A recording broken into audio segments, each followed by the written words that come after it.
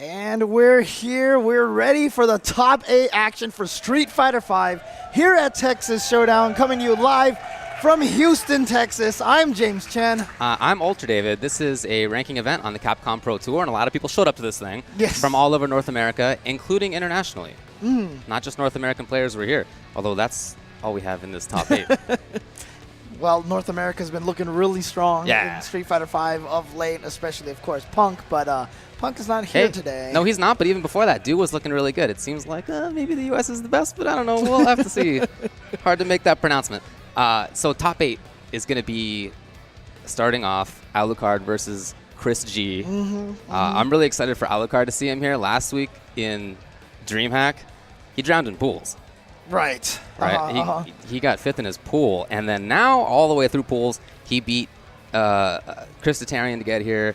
He beat Jewel Man. Now he's got to play against ChrisG. Right, and ChrisG, of course, has been looking strong for a little bit, coming fresh off of a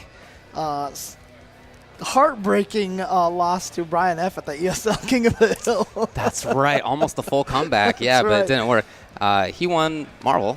Yes. Nice job. Well, he's won a bunch of stuff this weekend. He's playing CVS 2 and all these other games. He's been placing like top 8 and everything all weekend long. And he beat Justin Wong and he beat Flash. Oh, nice. Okay. Then I'm really looking forward to the other one that's in winner's side, Snake Eyez versus Smug. That's going to be a really interesting matchup for me. Obviously, I play Geef. I'm really looking forward to how that goes. Right. Well, so I mean, here's the thing, right? I mean we'll talk about this more when we get there. But like, Geef.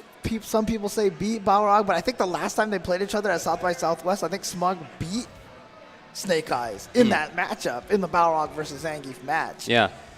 Well, Snake Eyez beat Jiwa, right? He was the international guy I was referring to. With the ridiculous comeback. Yeah, I'll say. I really liked how Jiwa played it with the Ken, but that's what ended up happening.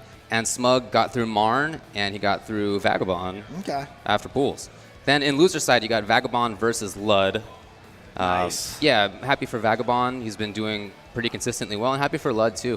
I know he was really down about Chun. This wasn't the only one.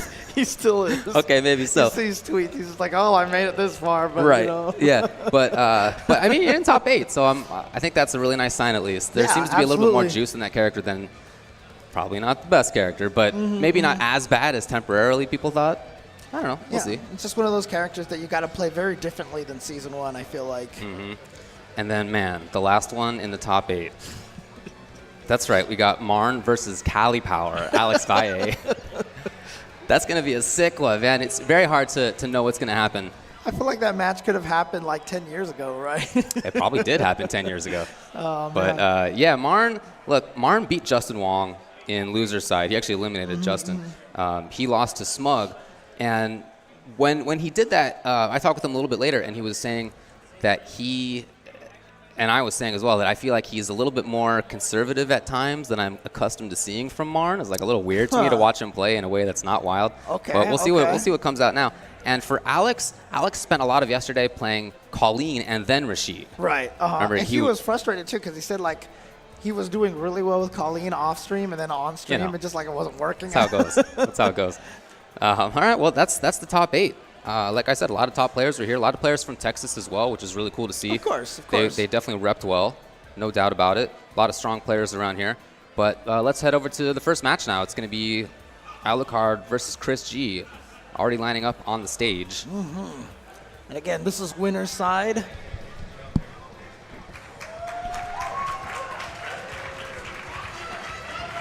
All right. You can see right there, Alucard on the left. And it is going to be 3 out of 5. Sweet. So the whole way through this top 8, ChrisG is sitting there on the right. Now, Alucard and ChrisG both play several different characters. So I'm curious to see who they're going to go with in this particular matchup. But it looks like ChrisG's already settled on Guile, maybe? Or unless he may switch afterwards, but it looks like it's going to be Balrog. And I know that ChrisG doesn't like Guile versus Balrog. I was just going to say, if it's Guile, then it's definitely going to be Balrog. Right, but he may switch over to Ibuki. He's got a Yuri, he's got an Ibuki, of course. Some folks think that Ibuki beats Balrog. Yeah, his Urien, when he played against Brian F at King of the Hill, after he played Urien 3 matches, lost those all, and then made the crazy comeback with Ibuki. Yeah. And he's basically said he's done with Urien after that, but all right. that might have been a salty response. All right, well, it's Ibuki. It's Ibuki. I think that's probably the right call out of those 3. Yeah, Guile is not necessarily a great choice against Balrog. Very easy for Balrog to get through Sonic Boom. So there's a bunch of different characters on Alucard's side, too. We saw Birdie yesterday, too. Nikali, of course. And of course, it's always interesting to me because Alucard is one of the players who, doesn't consider Balrog necessarily as strong as a lot of other people do. Yeah, I think he's getting there. I think it's more like he understands that he's got a little bit more work to do with the character to make it as strong as it can be. Well, so far, oh no, hit him out of the air, so when he buffered it, put him in delay, and Chris was able to land and punish that just a little bit. No anti-air from Chris. But Chris is doing a good job of moving in and out, trying to be at a range where he can either outrange those dash punches or be right up close and block it, because at that range he can get punishes. ChrisG trying to get back some of that gray health. He had built up so much gray health. Yeah, that was so like close. A pixel away. But a lot of slow play. And I think that makes sense. Both these characters have big damage output. Both of them have big mix-ups. Oh, wow, just a raw jump it. But you can see, that's a different way for that mix-up. ChrisG, when we saw him at King of the Hill, he wasn't really doing that cross-up very much. EX to start it off. Okay, low block. There's no meter on Chris's side. Oh, no, Alucard drops the combo. When they were playing that slow game, I was going to say that since they have both such big damage, strong mix-ups, things work out great for them up close, they can afford to play a little bit slowly at the start. They don't need to rush in and go nuts about things, because it'll come. Yep, thought he was in range, not quite there. Crush counter to the face. Now here comes Alucard, spending that EX to get in there, goes for the throw, but nice tech. And wow, did you see him like walk into range so that he could punish that almost? A lot of pressure now from the front by Chris. Oh, sick! Well, there's the punish, but I like him getting through the V-skill like that. Yeah, I mean, it's difficult to make it through that V-skill because you can change the timing of it. It does go to the other side, crosses back up again to try to keep the corner. Yeah. That stun bar. Oh, just like that. Oh, too far. Too far. Can he get back in? There's no meter still on Chris's side. There's no trigger either. And there's probably not going to be now. Yeah, just decided to spend it and said, you know what, I'm just going to use this V reversal, keep Balrog with this V trigger out of my grill. Yeah, that's the idea, but if Balrog gets in one time, he can take this round right now. Yeah, but that's extremely dangerous. You know he's holding that tap. Yeah, but see, now it's gone. There it is. There goes all that meter, right? I mean, the V trigger. So he really did a great job there using the V reversals to kill that V trigger timer. And so ChrisG is able to take game number 1 now. Everybody's struggling to find ways to control players or characters like Boxer when triggers up. Maybe that's one of them. Don't use your V trigger and just V reversal them all day. Yeah, because dash punch should be pretty free to V reversals. You know, not even the follow up should be able to get hit by that. All right. Well, maybe we're gonna see a switch of characters. Like I said, there's a few on Alucard's side. Birdie. And to go along with your birdie, pick up some G Fuel energy formula. I guess it's going to be ChrisG versus G Fuel. Wow, Birdie's in now. Right. So you got still a lot of damage, but maybe better at screen control. Round 1. See if that's what he goes with. Oh, this is his jump attack. That kind of gives Alucard a way in, then combos off of the Soto can. Yeah, but I love ChrisG just dashing up and forcing the issue real fast rather than walking into the corner. A lot of people put themselves in a bad spot. You don't need to. Yeah, punish that. That target was definitely punishable. Goes in with the Bull Revenger. Still harassing. Yep. Oh, look at this range. So tough right now for Ibuki, but found a hit. No. Oh, boy. Wow, great round for Alucard. But even if Alucard takes this, does this mean, do you think ChrisG switches to Guile? And they may play this kind of like cyclical thing, but you know, whoever takes the first game is obviously the one in the advantage. Oh, wow. That reach to punish the V-skill. Here comes ChrisG. Now decidedly more offensive style from Chris. You can really see it. He does not want to get kept out. Just get in there immediately. He does it. Working on super too? I mean, not quite. I believe that was armored headbutt, but you get stunned when you absorb armor damage? Okay. Oh, he waited. Oh, that was too far. That's going to hurt. Yeah, it's so going to hurt. There's maybe one more here. Oh, that's it right there. Another command grab, and Alucard taking game number 2. Now let's see what ChrisG is going to do here. This is the time to make the decision. Yeah, that switch, right? The wheel of options, wheel of character options. Yep, we're going to character select. And that's something, if you're Alucard, you know that going into this, that if you pick a character that has a bad matchup, you know that. Good job, Alucard. Good job.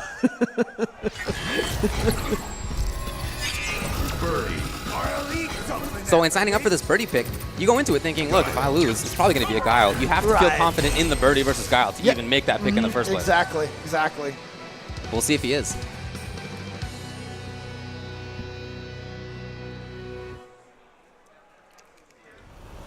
Because Birdie's a character that likes to have stage control, but Guile is a character that is the best at that in this game. Round 1.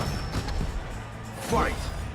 And it can be hard for a Birdie to get in, and it's kind of the name of the game for him in this. Yep. The counter zoning is not going to be that legit.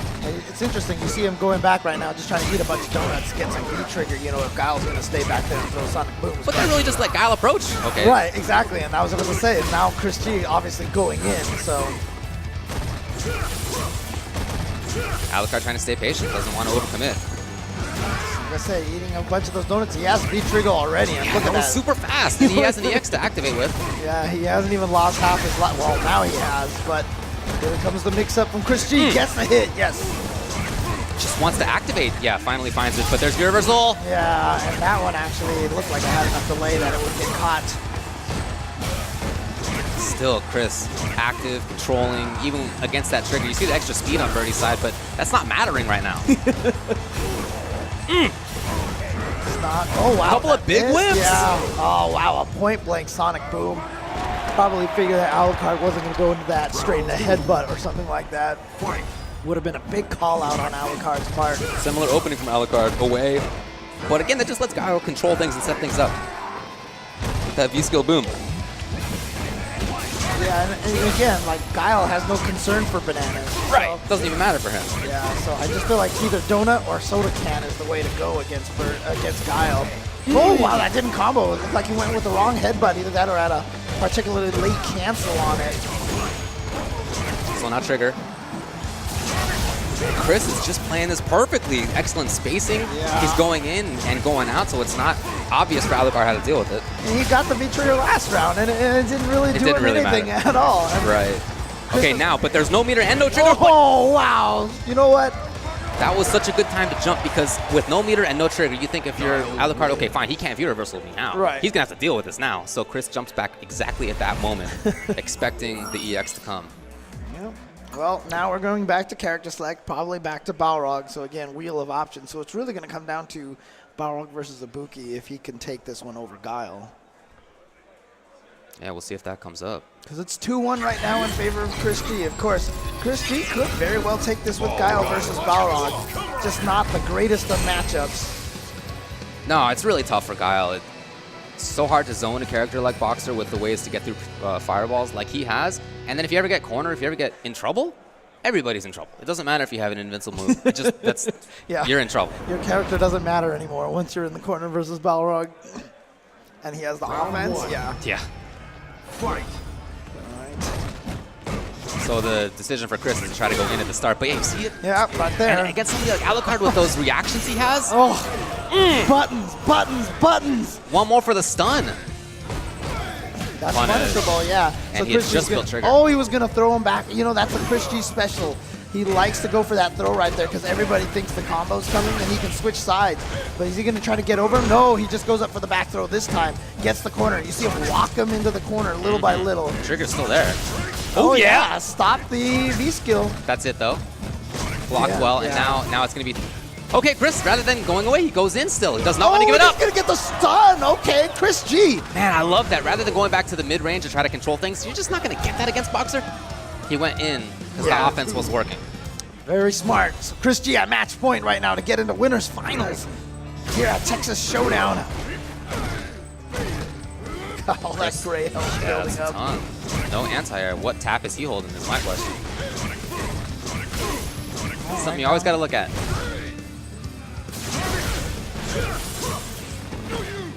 kid. He escaped from Chris. He is so ready for this stuff. Oh, that's punished. Oh, just went for the so-bat. Not fast enough, however.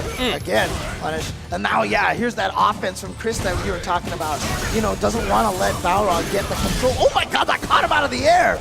But so high that the second hit of that dash punch missed. Yeah, there's that view reversal, but nothing else now. Yeah. There's the anti-hero who's ready this time. Oh, gets him with the overhead. Wow, okay. Big damage. Yeah, just and like stun. that. Look at that orange. If he gets one more combo. Okay, throw. What's the mix-up now? Just lots of stand heavy kicks. That's great Good damage. button. Good button. Yeah, it's good. Oh, the jump from Balrog, that punch. Such a great jump attack. Final round. Fight. Tried to turn, not in time. Nice. Made it right through that Sonic Boom and now gets the crush counter sweep. Oh, did you see that little frame kill? I That was did. so sick. That was so Timing meaty. setup. But Chris with the beautiful jump timing to get out of there.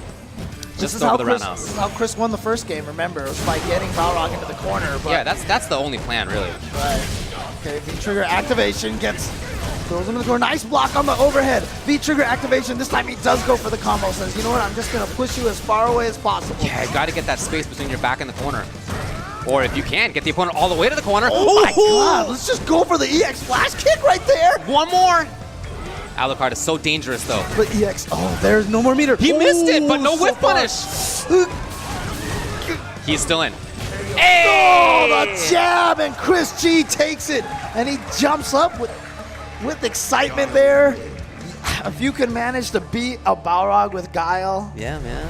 pretty exciting times. That's not Pretty exciting easy. times. ChrisG makes it to winners finals. Alucard sent down to losers. All right. So that wheel of options just didn't play into Alucard's favor, both because, I mean, he lost the first one, but he went back to the character he liked. Yes. He went back to the matchup he liked, and that didn't work either.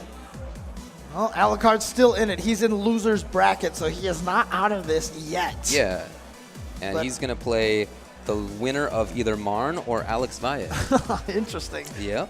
And of course, ChrisG is going to move on to play against the winner of the match that we're going to see right here, right now. This is, of course, Snake Eyez and Smug. And like I said, Zangief, some people think Zangief does super well against Balrog. Yeah, I mean, everybody thinks that he does at least well, Yes. right? Like, nobody thinks he loses to Boxer. Right, exactly. Right. So the question is, how well does he beat the character? Some people think it's a slight advantage. Some people think it's a big advantage. It's somewhere in there. Yeah, but like I said, I kind of remember, if I'm not mistaken, they played each other in South by Southwest during their Yeah, they did. their pools, and I think Smug won Yeah, I think it 3-2. was like Snake Eyes' only loss, or like one of two losses, or something like But that. yeah, it was 3-2, so it was a close one. Yeah, but he was still able to do it, so definitely. It's doable. I don't. Yeah, exactly, You know, exactly. I definitely think it's doable. Even folks who think that it's a terrible matchup still actually do fine. They tend to actually do fine. We'll see if that comes up. Well, usually, this one. a lot of times when you do have a, quote, bad matchup, that's the one that you study the most. Oh, yeah, you know, definitely. So that's why Snake Eyes could actually do well against Sagat's back in Street Fighter 4 time period. All right. Well, it is definitely going to be Balrog versus Zangief. Of course, the names look like they're backwards on the screen, so no worries. There we go. Fight. All right, going right into it. And of course, it looks like Snake Eyes immediately starting to establish V-skill as an option. Yeah, it's extremely important because a lot of boxers' important things are forward moving or far, like this. Right. Sweep is one, stand fierce, dash punch, turnaround punch. All those things get absorbed and they get punished. There we go. Gonna punch that low dash punch with the raw SPD. Trying to dash in and get there, but Smug with the awareness catches him. Smug's never been afraid to play against Zangief. Even in SF4, Dudley versus Geef, a matchup that a lot of people thought was tough. He played that so well. He beat Snake Eyes in that matchup as well. You can see right now, he's not scared at all. He is trying to stay aggressive, gets the crush counter. He's just keeping this cage. It's a little, oh yeah, make himself safe. Oh, and he throws the V-Rolls, and you the V-Rolls, wow, okay, it's okay. Wake up, EX SPD, and this is scary times now. Oh, he went for it! I don't know, man. I think that must have been a misconfirm, but it ended up working out. That might be it! It is enough! Wow, there you go. Your little extra 25 health isn't going to help you here, Balrog, says Zangief. All right. again, this pressure from Smug. Wow, the roundhouse catching Zangief out of the air for the jump. Yeah. Get away. A little too late on that V-skill activation. Yeah. Still has to go through the entire recovery animation before he can move. Wow, did his crouching light punch just beat or crouching light kick beat Zangief's crouching light punch? Because very few things actually beat Zangief's crouching light punch. A little too far, yeah. That kind of absorbed. Oh, look at that movement just at that moment under the Fierce. Yeah, the scary part right now is that Snake Eyez has a lot of resources. Yeah, if he finds a Fierce, if he finds a roundhouse right now, if he finds an activation via the V skill, a lot of things can go south for Smug real fast. Oh, did you see him try to fake an SPD and then jump? Like, it's almost like he wiggled the controller and then jumped. Right. Oh, at some point, you just got to make it happen. You can't do it raw, but yeah. So it's at least a safe way to get into the trigger mode. The only problem right now is that, you know, even if he lands the trigger right now, he's not the punish! Not there. Yeah, okay, at this point in time, yeah, you can't absorb super. So if that comes up, that's going to be a good night. But, you know, I just had this feeling that Snake Eyez was just going to go for a little small damage until it got to the point that critical art could kill. Otherwise, just forget it. Oh, here we go. Starting right away with almost a bar. That's why it's so good to get that crush counter into the target combo. You get so much V meter from that. Nice confirm from Snake Eyez, but can't seem to get much else right now. Smug went from being very offensive in the first round. Now he's playing this great defense. He's just so good at switching between when to go offensive and defensive like this. Now suddenly going crazy. The whiff punish was there. Now the throw. Look at this corner, the cage. Ooh, I'm surprised Smug jumped backwards. Right, Usually you can jump forward on reaction to that and take it out. See that dash punch timing? That is definitely not a safe dash punch timing. If he had just held the V skill for a tiny bit longer, then Snake Eyez would have gotten a punish, but that's how confident Smug is playing against Zangief in that neutral game. Yeah, knowing exactly when to go in. And a bunch of times, maybe he just noticed that Snake Eyez would never hold it. It's always just tap, tap, tap, tap. So he said, you know what, I'm just going to go after that. Right, now we're getting a slugfest here. And that's the hardest thing about that Zangief stand Fierce. You know, it's a great button, but very easily whiff punished on it when it misses. But if it doesn't miss, then it's a great button. It's 3 in a row now that he's managed to connect. It's nice to be able to pill that gray. Okay. Slowly trying to move down, but big hit by Smug. Yeah, again, almost has that V trigger full, just like that. Oh, now he's got it. And he backs off. Yeah, no confirm. Activation, Oh, that's it right there. Yeah, that's got to be it. There you go, and doesn't even need to spend any meter. This is so much control Round 2. on Smug's part. Fight. Yeah. His spacing is just so sick. The whiff punishes we've seen from him, the anti-airs, down strong as an anti-air. Typically you see the stand strong, but down strong to beat jump medium kick. Snake Eyez missed that punish on the overhead. So ready. Okay, light SPD is going to reach, but the problem is that's light SPD. That's like it. That's all he really gets off of that. Right. Confident enough to just walk up. He tried it again. It's cheeky. And now this is finally where Snake wants to be. Ooh! All right. Not a punish. It's a read, though. Right. Looking for the counter hit setups. Oh, man! this is going to be big. And he just built the trigger! And he missed it. Oh, that could have been everything for him. Oh my God, don't know what happened there, but Snake Eyez shaking his head a little, knowing he got a little fortunate on that one. Yeah, I'll say. Fight. For a couple of reasons. That screw up there, but then also he got the back throw into the corner. It was because he Yeah. was cornered that he got the corner himself. So for Smug, a couple of lessons there. Oh my God, that crouch heavy punch still connected at that point. EX SPD, time for the mix-up. Snap that back grab. And Smug attacking. Back to this neutral. He needs to make the comeback now. It hasn't been a situation very often. He's mostly been controlling things, Yeah, but he's doing the work already. Yeah, Snake Eyez has the life lead. I just don't feel like he needs to go in that hard. Okay. Oh, he went for the reset. Speaking of hard, look at this punish right now. The corner, the mix-up. Oh, the armor. And then the heavy kick confirmed into the V trigger. Snake Eyez taking game number 2. It is 1-1. Zangief wins. Yeah, that EX running bear grab is a pretty common tool for Geef in that situation.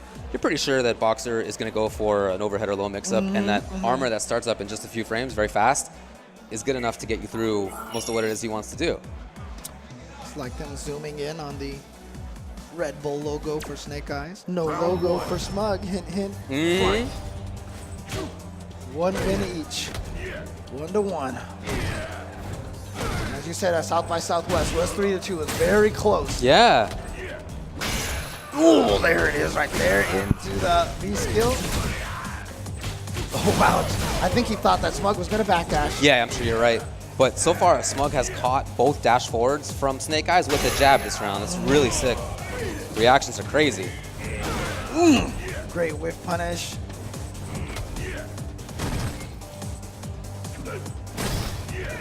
Yeah, but that was okay. Oh, it doesn't do anything. No juggle. He just decided to use that to try to get in. Didn't really work out for him because look at this damage. One more. The grab. He woke up standing. Was he looking for the jump back instant overhead? Sure, I'm not sure. Maybe. Chatting to himself a little bit there. Yeah, he has not been able to jump in on Smug at all. Smug seems to always have an anti-air. That's Smug in general. Smug's always like that. He's always such a wall. So when you're playing a wall character like Geef, you feel like you should have the advantage, but just on how consistent Smug is, hard to deal with. Oh, wow. Crouching medium punch just stuffed that EX dash. Or, yeah, I think it just stuffed the EX dash punch. It did. Okay, just V reversal because he knows that that was probably positive. I think Balrog said, "Brrr," so I'm pretty sure that was safe. Ooh, nice punish. That big button. And he got a big one of his own. He goes for the EX. This is a good situation for himself after it. Okay, just goes for the meaty headbutt. That's all. Oh, but you know what? Smug hit the jab really fast. Yeah, he did. Oh, he's Snake done Eyez that out of there. every time. I feel like that you know, that's something that Smug could throw. The block. Perfect. Spins the bar. And now tying this one up 1-1. Who's going to go up 2-1? Oh, I know. That was it right there. Oh, no, this is final round. Okay. Yeah. Okay. The music and the camera tricked me. Again, he tries to get in for the grab, but dashes and forward meeting picks have not cut it. So you just got to play that grounded game. Wow, that was close enough for the jab SPD, but again, not really anything off of that. Anti-air. Whoop. Okay. What? He jabbed him there? Again, he has tried to jump in so much, and it really hasn't paid off, but you got to keep doing it, otherwise your ground game will never work. Yeah, and you see, in part because of that, Smug is trying to back off to a range where anti-airs work well. Right. But that's okay, I think. Oh my God, that's so far. Snake has a life advantage, and he knows Smug needs to get in eventually. So that spacing is fine. Yeah, so weirdly enough, even though you're jumping and trading and losing a couple of times, like without sacrificing that life, you can't play this ground game very well necessarily. Finally worked! And you know what? He did it. Oh my God, that killed him. Thank you. That EX. If he did it from a range where even after he got there, he was outside of Boxer's lights range, right? Because Smug still had the response. He still had the button, but it was too far to actually work. So nice spacing right there by Snake Eyez. Which one of these guys is going to go up to winners finals to face Mr. ChrisG? Is it going to be Smug or Snake Eyez? These two players have, like, not even by their own volition, they become kind of rivals, you know, because at one point in time during Street Fighter 4, one was the East Coast hero, the other was the West Coast hero, so a lot of people kept comparing them, you know. Switching up the anti-airs. Not just down strong and not just stand strong. He's been using crouch heavy punching. Oh, nice. I like that target combo to beat the armor and a whip punish. A lot of offense all of a sudden. Yeah, this is what got him that first game, I feel like, was a little middle of the offense. Do you think that was his first jump all the set? Yeah, it might have been. I think it was, and it worked. I think it might have been, yeah.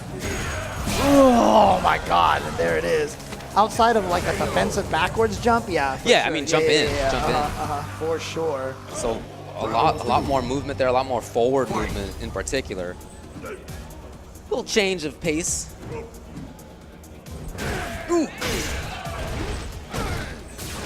Oh, he went for it because you know what? Smug has gone for a heavy kick into heavy kick so many times on block.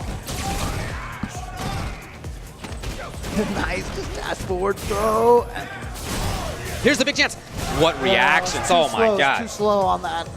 Yeah, like I said, the V skills always has to play out the rest of its animation. Okay, Well, second jump. Meaty. okay, that's meaty, but And good he plays blocks. patiently. Ooh. And then interrupted it even, that defense from Smug.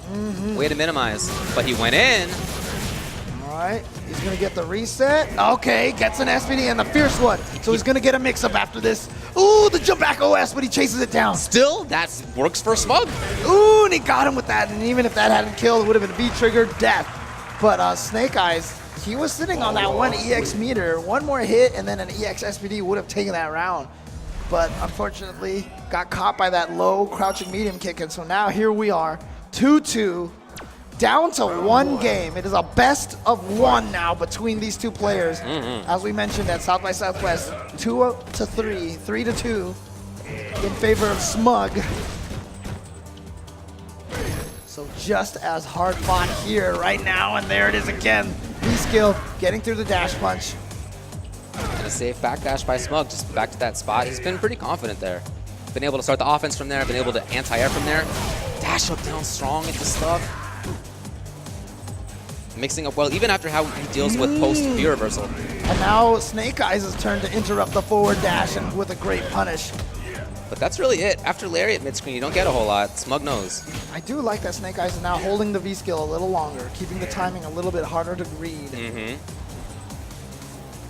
Small life. Oh, gets him with a surprise overhead. Here we go. What's the mix-up? Low. Blocking. The grab, what a reaction. Snake Eyes has the corner exactly where he wants to be. He thought Smug was going to jump. He really wanted that air SVD. Now he has his own trigger. Will he activate? Yep, it's coming in. Okay, goes for the level 2 to keep it safe. Right.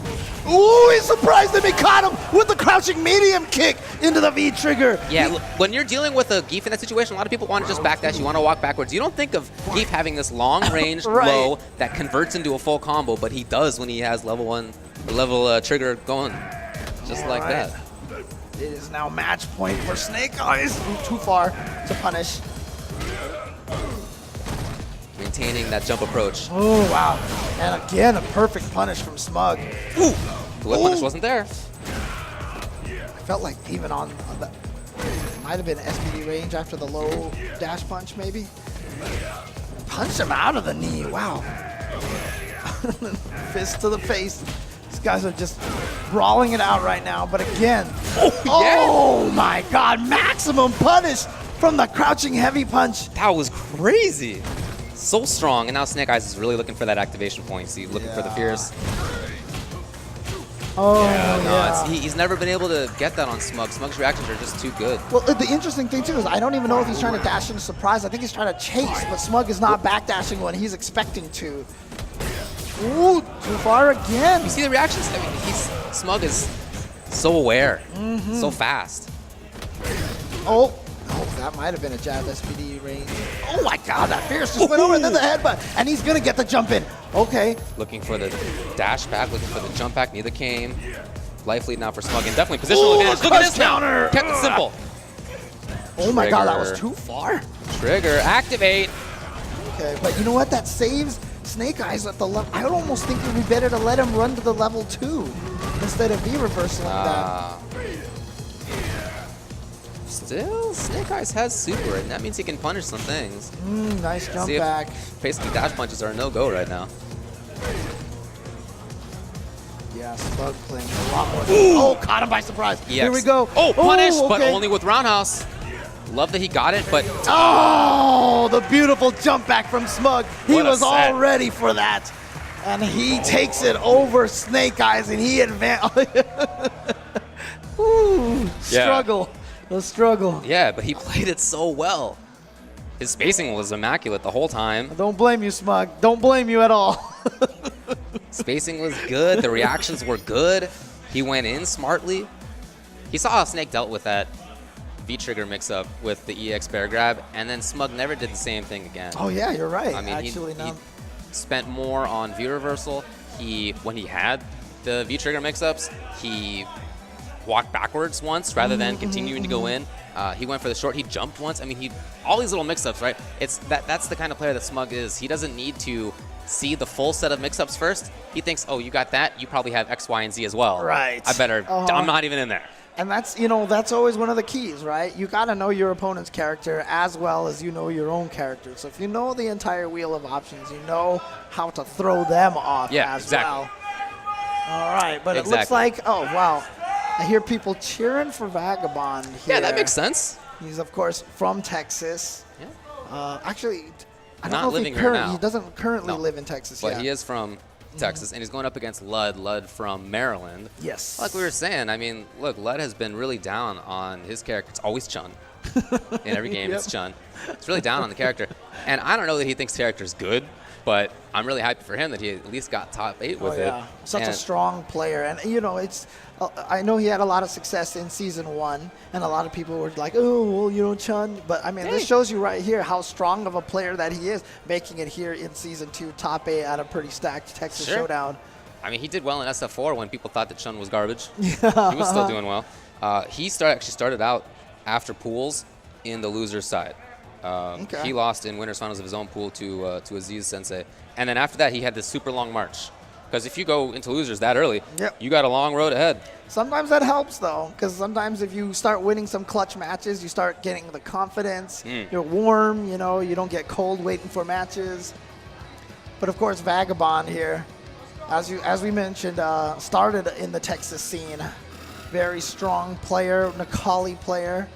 I heard, actually, in the Proving Grounds tournament earlier today, he lost to 2 Necallis in that tournament. Eyez being one of them. But here he is. He is in top 8 and loser side. So both of these players starting in the loser side bracket. So the winner of this continues forward, but the loser of this is sent home. They both beat really good players on the way here. Vagabond beat Joe Shine, he beat Magneto 1080p, a couple of strong folks in Texas and Louisiana, and he beat Flash too. Lud beat Chris Tatarian, he beat Nova Spec, that Fang who got really far.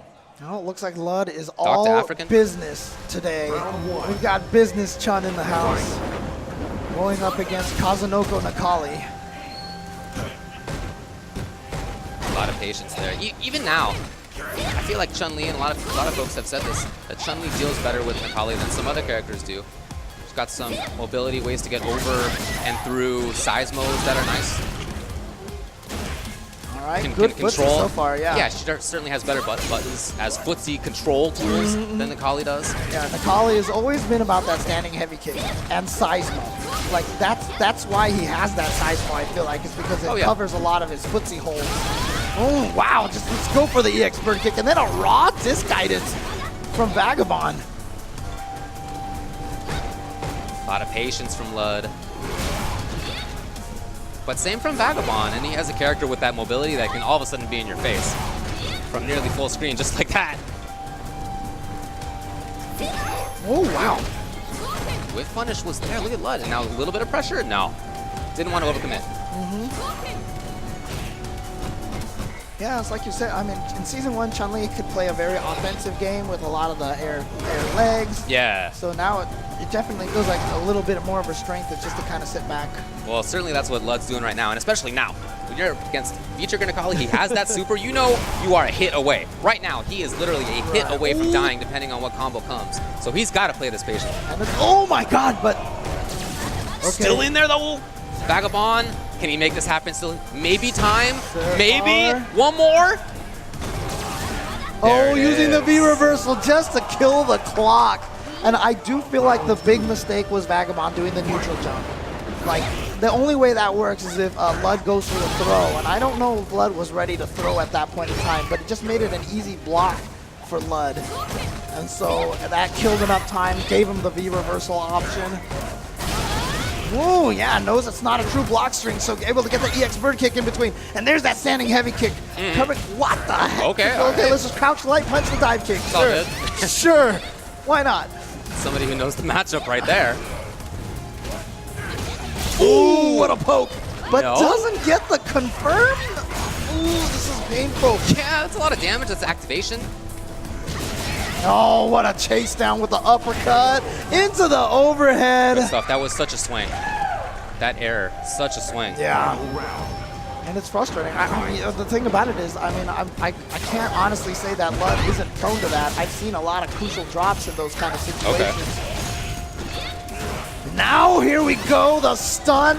Vagabond just going crazy here in round number 3. Reset. Lud desperately wants out of there. But all of his V-meter was spent, and he's probably not going to get that stuff back. Oh yeah, for sure. And then just a charge from full screen catches Lud off guard. Vagabond taking game number 1.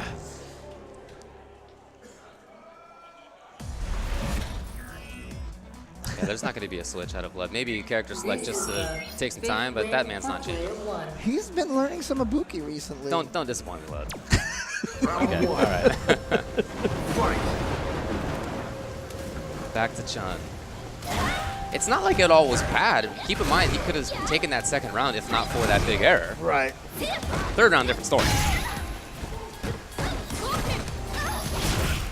Little interruption. Vagabond was ready. Ooh.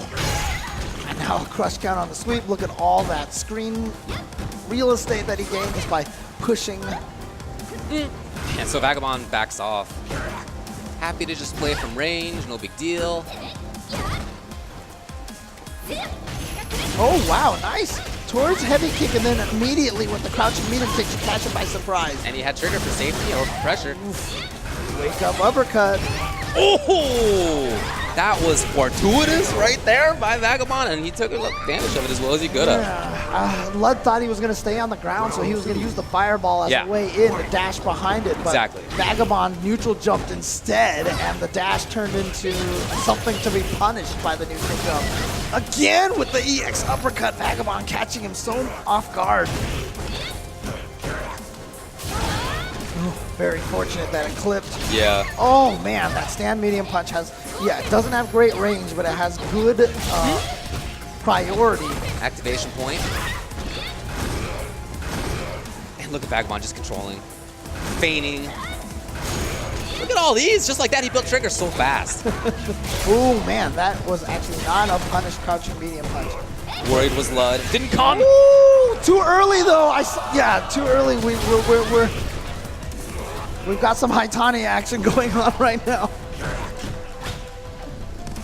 Oh man. It's on Lud to try to get this moving forward. Back in. It's not gonna happen. Okay, so Vagabond's not gonna pay for that critical art whiff. He ends up taking a game number 2. And did I see from Lud maybe a potential character change? We'll see. I don't really believe You it. have no faith. I don't really believe it. We'll see, though. I don't know. A lot of sick movement by Vagabond in that one. And I really like that he's willing to back off so much as well. I mean, he has a rep for being a little bit wild at times. You can see the EX Dragon punches he brings out. Yeah, But there are lots of times, too, when he backs off. And he did that against Lud right there. He had pressure opportunities, but he didn't want to take the risk, and he was willing to back away. It was Colleen. Yeah, That's right. Colleen. It wasn't Ibuki. It was Colleen that he's been messing with recently. All right, we'll see. Yeah, I feel like that's like a feature of the Kali players, right? Between Haitani. You got to move with the character. Yeah, well, I mean, also being crazy with EX uppercuts. We got GamerB, we got Phenom. All these guys are kind of known for that at this point. Round 1. All right. I mean, if you take damage as that character, you just turn into Superman, so it's okay. See what Lud has here with Colleen. Yeah, Colleen still, I mean, she's not that new really at this point, but it's not common either to see a top level Colleen. There's only a few right now. The interesting thing is, the most recent thing that I saw was from Punko. He actually said that he believes Colleen is top 8. Okay. That is the character who Punko has been using. But Yeah. Punko has really, well, let's see what, okay, he goes for the setup here. Nice, baits out the uppercut. He's gonna get the good damage out here. Oh yeah, that's stun guaranteed. Yeah. That's right. Oops. No. Oh, everything just missed, but you know what? It's okay. It's okay. Well, he gives up the corner because of it. That is not ideal. Pressure still. Ooh, gets through there. That Here we ice, it was so slow. Wow, what a tech, and that was almost looked like that jump was punishable. Oh, and he walks up with the EX command throw, then gets the uppercut, and yeah, frustration from Lud. Again, another combo mistake costing him that round potentially. Nice uppercut. Oh yeah, there we go, V-skill. Okay. It is something you got to look out for in the footsies. Yeah, like I said, I still feel like Punko is using it the best out of everybody, using it at that range, and I love the use of it at that range. Yeah, you can get combos out of it. It is a good tool. But hit him out of the air. Fortunate not to buffer that into anything. Oh, I like the idea. I like the idea. Yeah, yeah. But good block. Goes for the throw this time. Looking for crush. You don't get as much setup once you get the throw. It's the damage option. Oh, wow, still too close. So Vagabond was able to get the punish, and was that a setup? That was a setup. Oh, says, you know what? I don't care about your vanity step.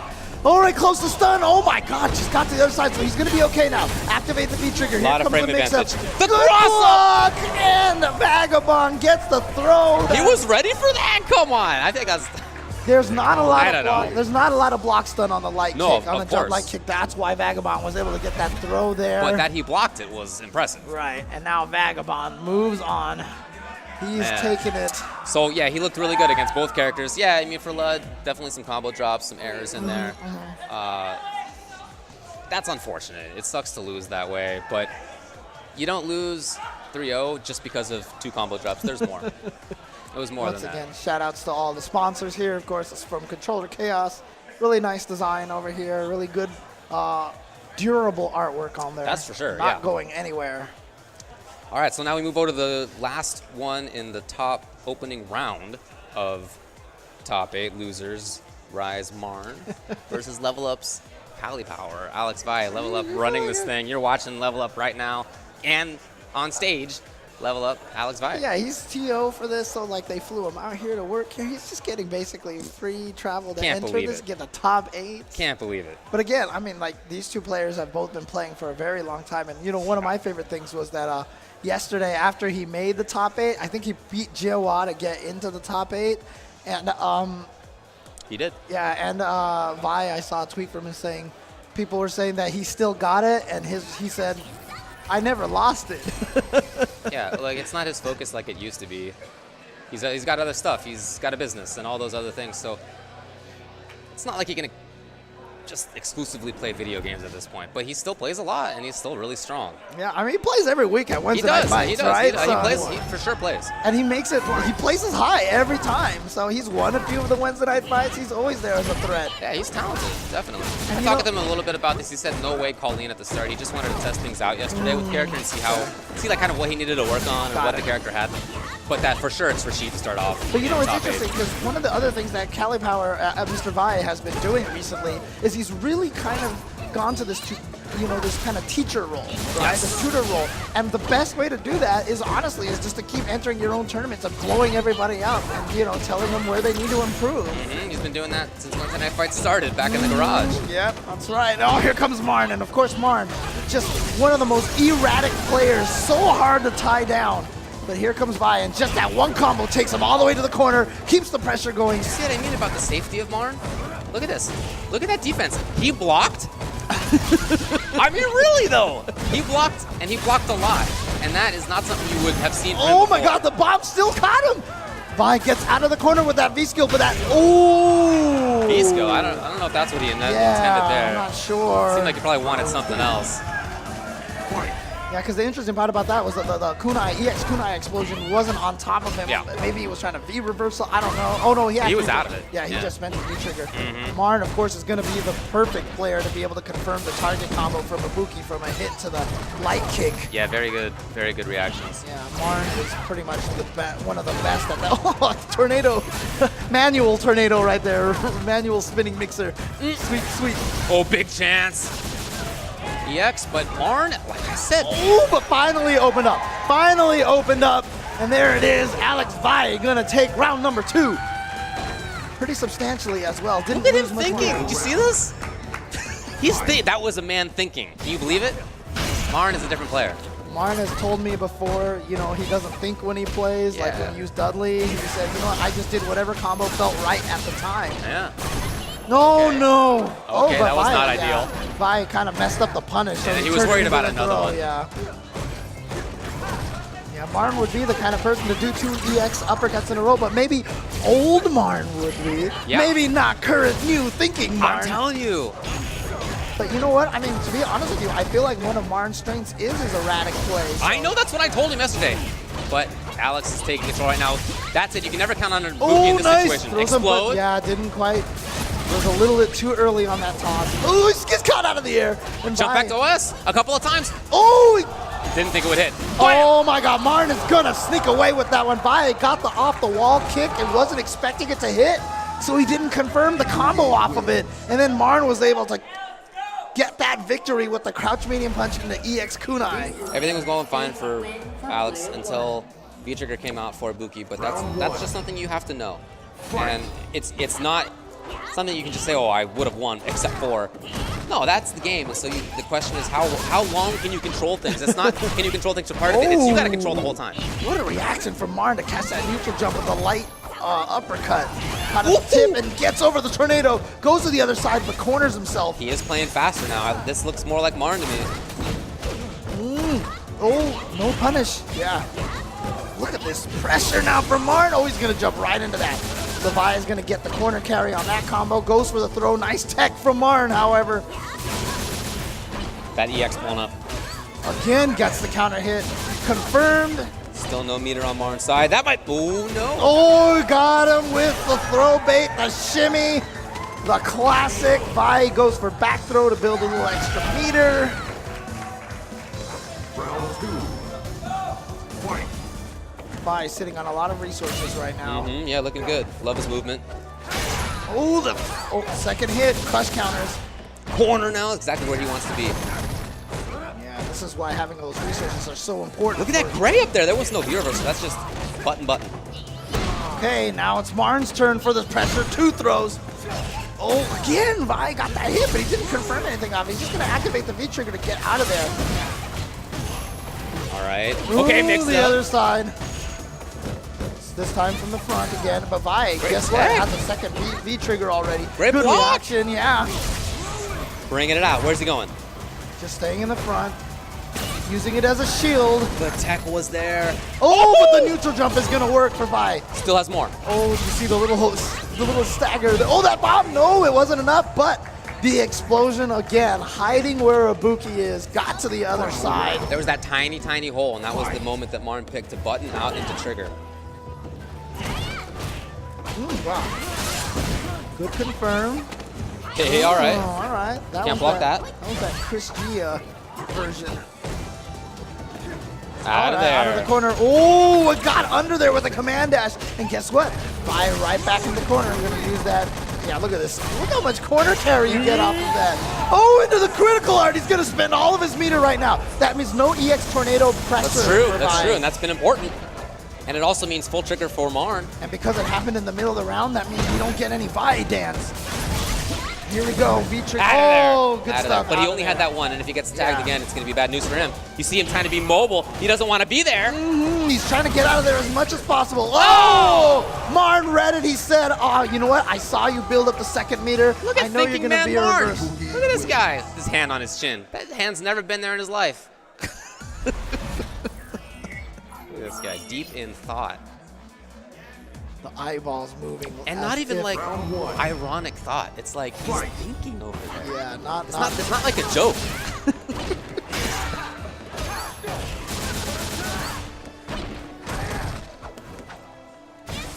Oh, just command dash, just raw. Command dash right into Vai's face, and then he gets the target combo. But here comes a nice punish for Valle. So Vai's going to get in there. Again, the neutral jump, but he misses. He used heavy kick instead of heavy punch, which is the button, the go-to button in that situation. Roundhouse hits so far down, I'm surprised it didn't hit Ibuki. Ninja. Yeah, I guess. All right, here we Unusual go. Mix-up timing. time. Oh, shimmied it. Boom, and the juggle. Yeah, looking good. There's going to have to be a bunch of changes out of Valle. I feel like he's controlling a lot of these rounds and then falling apart to mix-ups that kill everybody. But Yeah, I mean, that's Ibuki, right? I Right. mean, that's what you... But you just, in order to not deal with that, you have to be in control. You can't give up those little tiny moments. Not easy. Especially against a player like Marn. Yeah. You know, even thinking man Marn, he still has that erratic part of his gameplay. Nice confirm by Valle. Trying to find V-trigger activation. Oh, caught her before Oh, no! she landed. And then Marn Vi wasn't ready for the juggle. Well, that's one of those moments. He could have kept control, and instead he's now got to deal. Oh, but no punish on that either. He's looking for the bomb. Nice throw, but Vi now with a bunch of resources. One hit completed the critical art. Oh boy, good block from Vi. Oh, there it was. Great confirmation. Ooh, the shimmy pulls it off for Valle. And now look at Vi. Now it's thinking Vi's turn. Yeah, but he's always been a thinker. Fight.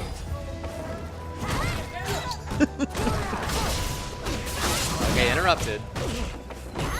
She's so hard to tell what side. Alex has actually done a pretty good job of blocking for the most part. It's just, can't block at all, of course. There's that good button for Machine, crouching heavy punch, but losing the V skill that time. And you see Marn chasing Vi down every time Vi tries to build space. Oh wow, whip punish with a spinning mixer. A lot of gray right there. Here's some chances. Yeah, Marn just blocked getting as some well. chip, yeah. Okay, some gray life. But it gets him all the way into the corner, gets him Look this at that. pressure situation. Oh, the cross-up is gonna connect. You gotta think he was looking for that, and then he screwed up whatever it was. Oh, Vi's not done yet. Goes in there, gets the throw. Wow, Marn not hitting buttons afterwards. This is it, though. Can he block? If not, No, he cannot. There was the cross-up, teleport, and the bomb connects, and Marn is gonna move on, taking it 3-0 over Alex Vi. Now Vi has to go back to TO duties now. you just think back to those moments when Marn found the little hole in Alex's buttons, right, and turned it into trigger. You think back to when Alex dropped a combo, and then Marn got control of things and turned it into trigger. Right. Like, those are the most important moments in Street Fighter V, because those are the moments where the swing happens, and it's not like the swing happens and you are dead. You have a chance, but you have to consider it like you're probably gonna lose, Right. because of the strength of some of the mix-ups and the damage that come out of a character like Ibuki. So I know it's not easy, but I really feel the name of the game is you have to have control at all times. I'm not saying that's a reasonable ask of me, Right. but I'm just telling you, I think that's really what it is. I mean, it's the goal, but you Yeah. know, it's very hard to accomplish Of a lot course. of times. It's very Marvel-like. It you is- know, it is UMBC3, absolutely Marvel. Yeah, it's less about like trying to counter everything directly, but just control the situation. Absolutely. Control the space. the best way to deal with the 50-50 or an unblockable is to not be there at all. Not go there, exactly. True, that's something that has been said in lots of other games in the past. Rarely about a Street Fighter game, but certainly Marvels have been that way, anime games have been that way, NRS games have been that way. If you remember in Street Fighter 4, a lot of times the strategy was against a lot of characters, don't get swept. Like, go ahead and That's get true. hit, knocked down by all these things, but just not the sweep, because then that gives them the setup. So Sure. even in Street Fighter 4, there was a little bit of that. That's true. When unblockables were king. No, you're right. You're right. Or just, you know, those vortexes. that are vortexes there, as you well, know. for sure. Like Akuma, like, just don't Sure. get swept by his, you know, sweep, because that always set up this crazy Yeah. mix-up from him. So Fantastic button, and you probably were going to get swept, but you know, you didn't want to. Yep, All right, well, exactly. that's it. So Cali powers out. Marn moves on. He will play against Alucard in the next round, but first we're going to go to Vagabond versus Snake Eyes. Ooh, okay. So okay. Vagabond the Kali, that's his character. Vagabond. Don't think he's going to switch. For Snake, though, I don't know. Geef or Akuma? A lot of people think that, so here's the thing. Every time I think Snake Eyes is going to go with the conventional wisdom, he always does the opposite. Okay. The last time I remember seeing him play against BJ Unchained, he did go with Zangief, if I'm not mistaken. okay. I think that was at Sencal Standoff. I'm not I sure. see, but- he is going with Akuma because, yes. I definitely think that's the better character pick yeah. in this matchup. Kind of a tough one for Geef. Macaulay Zangief is not a great It's matchup. not. The Seismo controls a lot of the screen space. Hard for Zangief to move forward. His standing heavy punch loses the Seismo, doesn't get the armor on that. And if you're Akuma, you can still die super easily. So V-Trigger Nikali is killer for you, but you just have a lot more control in the mid-range. You have more mobility to get in past what Nikali wants to do. Well, good to know that on Seismo he's not crouching. Yeah, that was sick, right? Yeah. I don't think I ever really knew that until just now. That said, that was pretty sick by Snake Eyes, but he's way down in life. Yeah, that's the life of Akuma right there. You get hit one time and you're done. Oh, okay. You're going to get the confirm into the uppercut, yeah. But you see how quickly that V-trigger goes down every time he uppercuts and fireballs. Well, wanted to chase it. I like the idea, but not quite there. Oh, no uppercut. Nothing. No anti-air. Okay, see, no more V-trigger. Just like that. Gone already. That was a backdash he had time to block. Oh, my God. Oh, don't hit buttons against the Kuma. It's such a risk. Good blocks. Look at that movement. Yeah, blocks were there as well. Oh, The look at him chase. chase down too far for the throw. Yeah, Wow, just that- had to get his opponent off him. Very nice that V reversal hit so high up, caught him out of the jump. Snake Eyes trying to be at a range where he can whip punish things or where he can attack safely. Yeah, but crazy to know that Snake Eyes has a life lead here. Oh! There is that range on the dash from Nakali. At a range where I just don't think Snake Eyes was even worried about the dash and command throw, but you know what? Like, that V-trigger just extends his range so much. Yeah. Kind of a quizzical expression on Snake's face when that happened. I don't Oh, think, yeah, that's punishable. Fireball is not going to keep you safe. Oh, whip punish, but it wasn't confident in it, so he didn't cancel anything. Right. Good blocks in the Seismo so far. Didn't really get the job done, did it? Still had to deal with Vagabond up close, and Vagabond is almost at trigger. There it is. Goes for the low option. Ooh. Oh, man, that's jumping heavy kick. Hits so far from the collie. Oh, wow, that's not missed. So Hey, Snake Eyes is in this. Oh, EX! there it is. But he got his own! Back and forth, back and forth. Okay, he gets in there with that EX dive. Oh, he tried to anti-air. He tried to anti-air, was too slow. What do you think that was? Is that down Pierce? I don't even know. I'm not sure. Was it a late DP, but it was too late? Might have been like 6.5 frames too late or something like that. But, you know.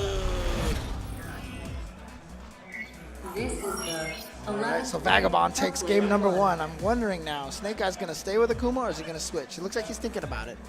He says, let's go, let's go. All right, keep in mind we're in losers. 3 out of 5 though.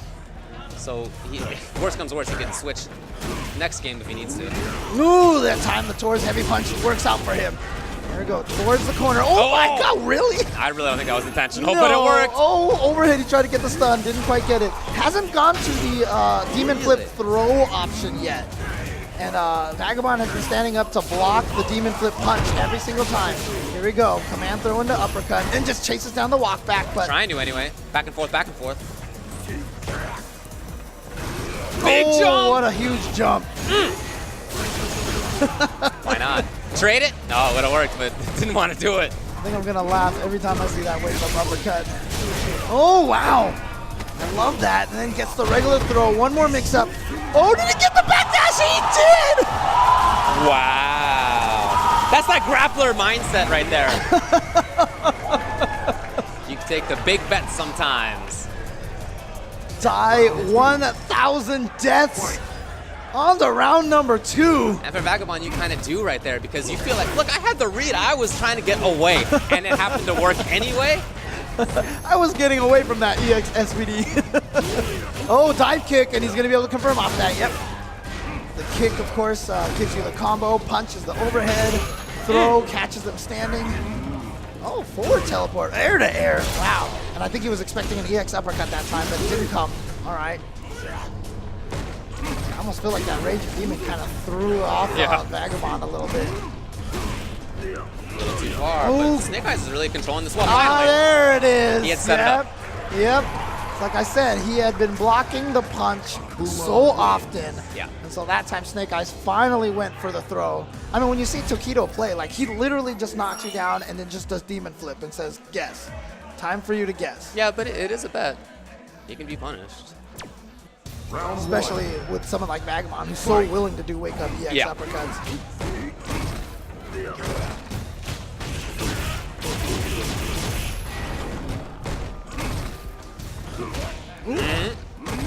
Oh, that's got to be punished, yeah. Even with Nakali's stubby sweep. Oh, yes. What a jump over. That's going to be some massive damage. It's damage, but it's V meter, man. That's of primary importance.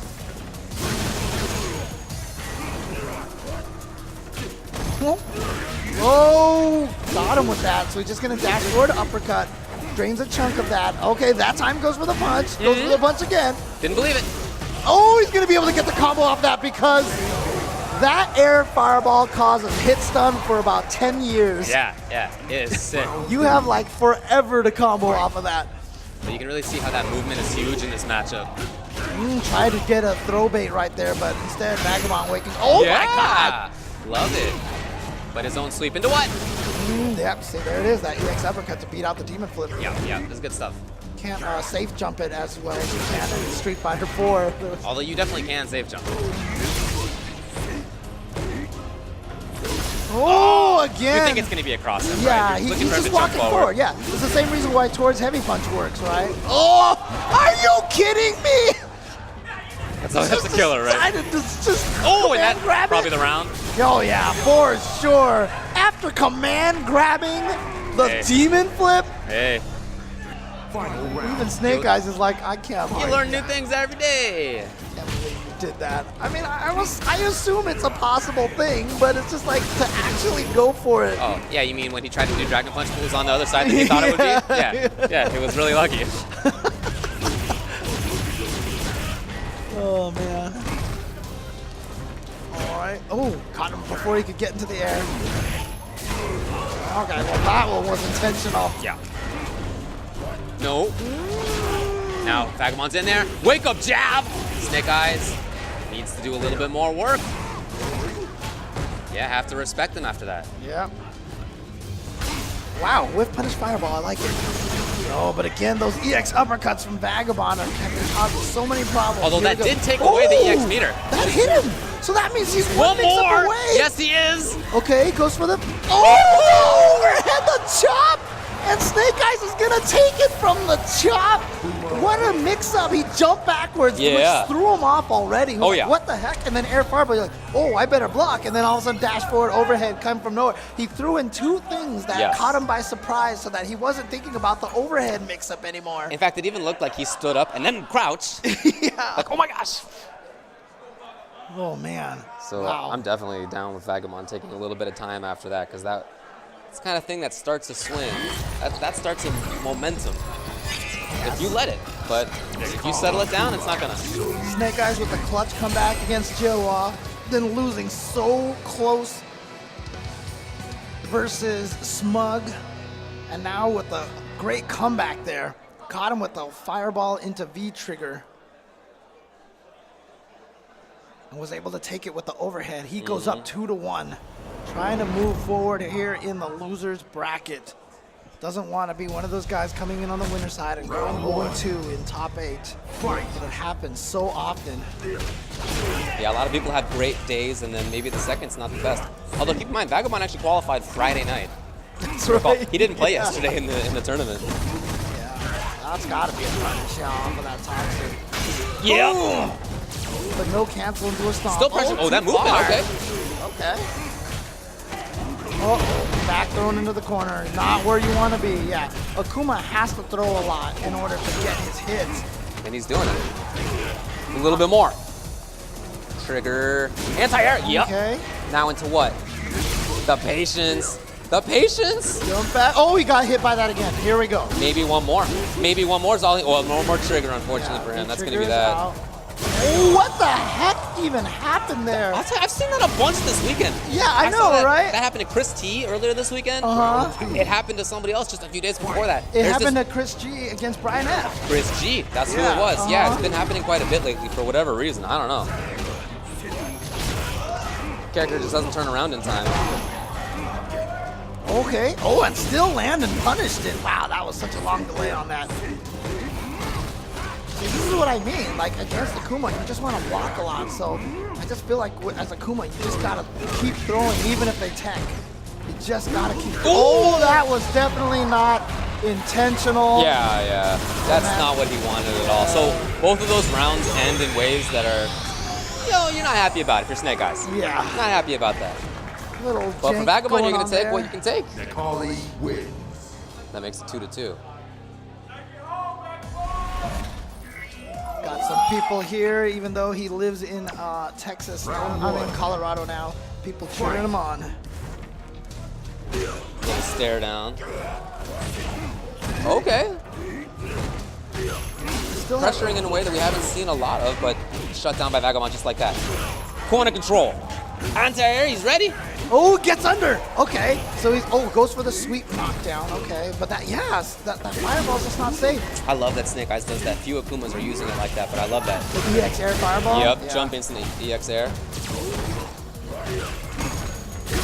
Oh, See what I mean? It again. controls Yeah, space like that. It's really nice. Oh, guts. Wow. We've seen pouch jab from Chun and now stand jab from Akuma. Nice. Throws the V trigger. And look how quickly he gets over there with the dash. Snake Eyes just can't get hit. That's Oh, easier wow. said than done. It hit him. It still hit him. He tried to uppercut. He tried to anti-air, maybe Man. jab or something like that. And it didn't come out in time. Vagabond on match point. Fight.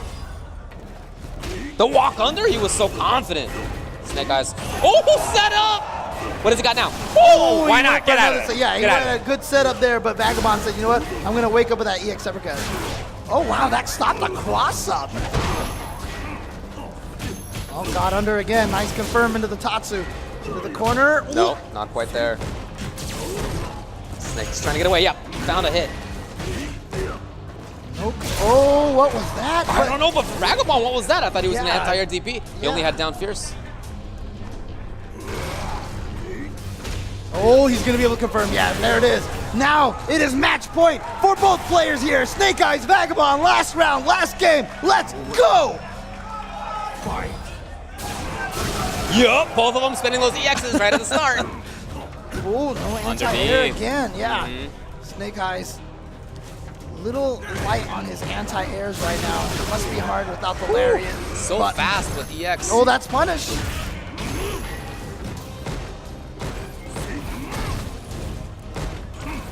Okay. Snake gets a chance to chase down. No whiff punish. That standing fierce kept him from jumping. And yeah, See it happen again? Snake Gotcha, Eyes strong. really likes to go under when he sees the guy jump instead of going for anti-air. I can't believe he's still going to that. We saw EXDP from Vagabond twice at the start of this round, but not there. Oh, what side? Oh, you know what? He doesn't want to He do with hasn't it. punished that at all. It's so slow. It's But- grabbable. But you saw Vagabond. He looked like he dashed forward Yeah, like he he did. was. Oh my God! Snake Eyes is just gonna go and hit medium kick after his own irreversible. yeah, well, Vagabond is Oh, he's yeah, one hit yeah, away, James. there it is. He is one hit away depending on what it is. Okay, knocks him down, gets him out of there. He is a gets him super- out of there. Yeah. He has One mobility. stomp. He has oh damage. My God! And Snake Eyes goes in for the throw. The no fear throw. Walks up, gets it, and Snake Eyes advances forward against Vagabond. Man, you can see that relief right there. I don't know who was more relieved when they won, Smug or this guy right here. Oh man, what a You could clutch feel the victory, pressure. yeah, Yeah. from Snake Eyes there. But again, shout outs to Vagabond here. Top 8. Fan favorite here. Great job to him. Nobles Vagabond.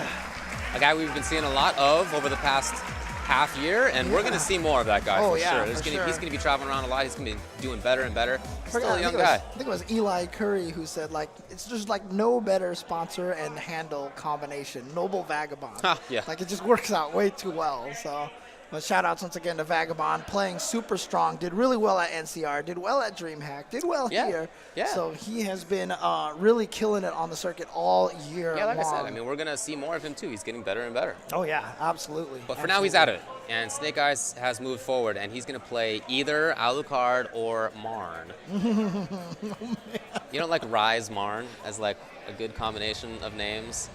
Rise Marn. Don't think so? Sure, okay, I'll take it. Oh, man. But Alucard, of course, just coming off of a tight loss against NYChrisG. Yeah. Trying to do the counter pick wheel, and it didn't quite work out for him. Did not work out. In fact, it was 3-1. I mean, he lost the match that he wanted to win in that wheel. That He should have on won. paper, Exactly. he should have won, exactly. And for Marn, I mean, he beat Alex 3-0, but he even just said this on Twitter that he feels like that was the closest 3-0 he ever won. Because the way it was back and forth, every single game was close. But that's even an unlike Marn thing to say. You know, it's like, weird. Yeah, It's weird. Marn is definitely, maybe What's going on over Marn there? is turning over a new leaf. You know? Are we watching Martin Fan right now? It's not Marn anymore? Man. Martin Fan I over was there? even just revealing on stream earlier. He used to be called Marnito. Yeah. That used to be his nickname before he was Marn. Oh wow, point blank banana. And it looks like Alucard is going with Birdie again. This seems to be his anti-Ibuki choice. Yeah. That's who he used against ChrisG. Yeah, again, just a character who cuts off the screen really well, prevents Ibuki from moving, can take some hits. Oh, wow. Says no bananas for you. No potassium. No time to eat. And of course, he deals out major damage, so Ibuki can't take that. Oh, here comes the soda can. What's the How's Marn going to deal with that? I think that's... Oh, try to jump over it, but I like that idea, though. Yeah, and at least ended the pressure. Yep. Here we go. V-trigger activation for Alucard. Yeah, hard range to punish. Yeah, it really is. Perfect range to anti-air from, though. Oh, but getting out of there! Okay, here we go. Yes, that's what you have to do to get to the other side of Birdie, because he's too wide, but one more command throw will be able to kill. One more, basically anything. Oh, but he went for the sweep. He went for the sweep right when Marn jumped, and so there it is. Marn's going to get that punish. Yeah, you know, Alucard had that exact spot, and he had the anti-air. He had crouching strong before. Yes. And then I think this time he just thought, Marn's not going to do it. He's not going to jump. Not many people have had success in life thinking, Marn's not going to do it. And there's that range right there after the block string. Oh, that was so nice. Into the stun. But yeah, when you get into that block string with the headbutt at the end, a lot of people try to punish it and they miss. Oh, boy. He didn't use EX, James. He used regular. Will he live to regret it? Okay, I like the headbutt. Okay. I mean, Okay. I think it was also Eli Curry who said that he played against Marn and he lost by getting like 5 perfects. Like he almost killed Marn and then Marn would just make the bomb comebacks. Almost happened right there. Yeah, that's the risk.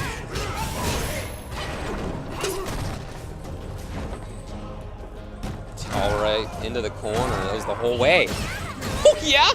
Nice. That's the Mina RD and the ooh, Anything. and the XYZZY, that crouch heavy punch. Still wants to maintain pressure. Love to get that stun. It's not going to happen now.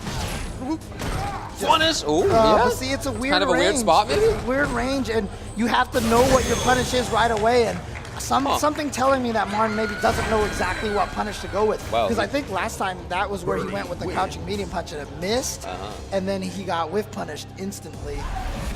Birdie has a lot of those setups. Yeah, it's true. It's true. All right, and again, Marn. Oh, is he going to switch things up? We haven't seen his Mika in a while. We'll see what he does. Does he still use that character, even? I haven't seen it, but I don't know. You can see the gears whirring in there, dude.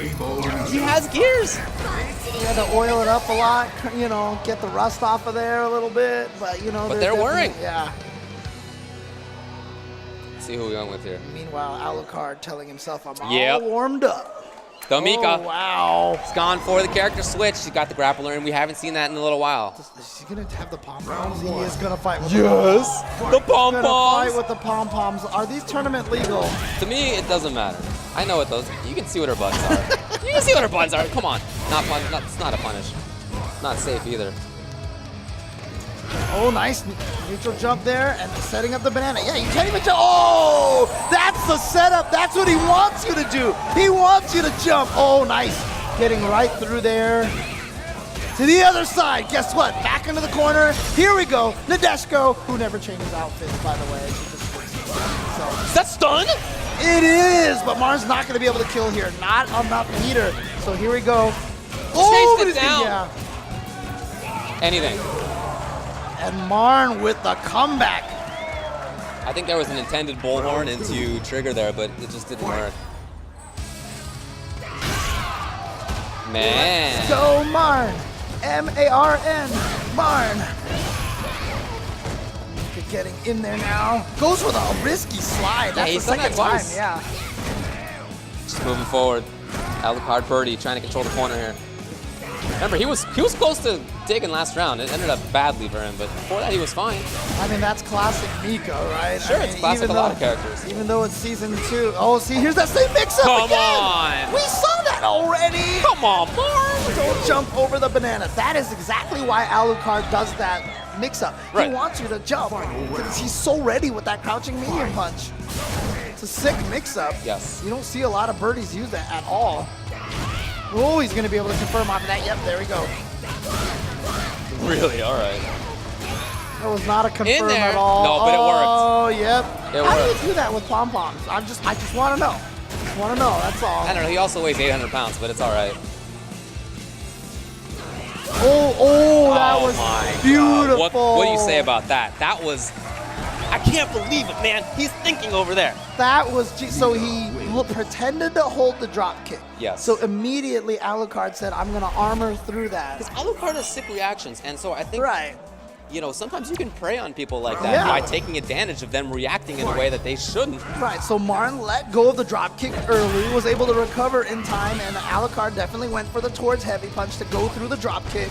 But instead, Marn went with his own armor. Beautiful stuff. Ooh, speaking of armor, getting through there. Into the corner with the command throw. Look at this harassment here. Yep. Oh, Punish. man, yeah. Got a little bit overzealous. Now with the can. Where's he going? Other side? Oh, He stayed no. in the front. He tried to trick him, it looked like. Yep. Ooh, gets out of there with the wingless airplane. Love it. Oh, here comes the Deshko. Not in time, though. Yeah, but allows him to get in. Okay, gets the anti-air. Oh, the armor through the soda can.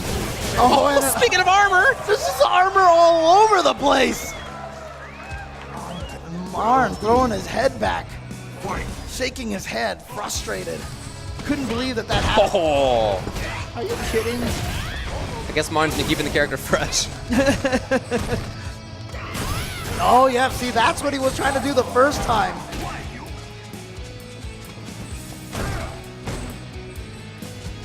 Slowing it down just a little bit, hoping to convince Alucard to act again. Oh, nice. Alucard's been so good with that anti-air, so Marn that time catches. Oh, just Very got him nice. low. Yep. No! Oh, no. Alucard has a chance now. Yes! Maybe one more, depending on what he gets. Okay. Into what? Doesn't EX have to- butts on deck. He went in. The overhead is going to do it, and the consternation on Marn's face right now. Are those gears getting a little bit fed up with working all as much as they have? Of course, on the bottom right of the screen, you can see T.O. Javi just hovering there. Oh, yeah, he just like, slipped out. Didn't want to the get in screen. there. Yeah. Okay. Fine. Be that But yeah, he's one of the main dudes behind Texas Showdown. So now the switch from Marn. Of course, it started with the Buki. I liked how the Mika was going, and even in that one, even in the loss, I felt like the Mika was fine. But we'll see. Yeah, I think. Oh, he's gone back to a Buki. Yeah. Okay. Yeah, we'll see if that can work for him. I like the Mika though. He was still doing good stuff over there. I'm not a fan necessarily of the switch, but we'll see how this works out. Yeah. Round one. Fight.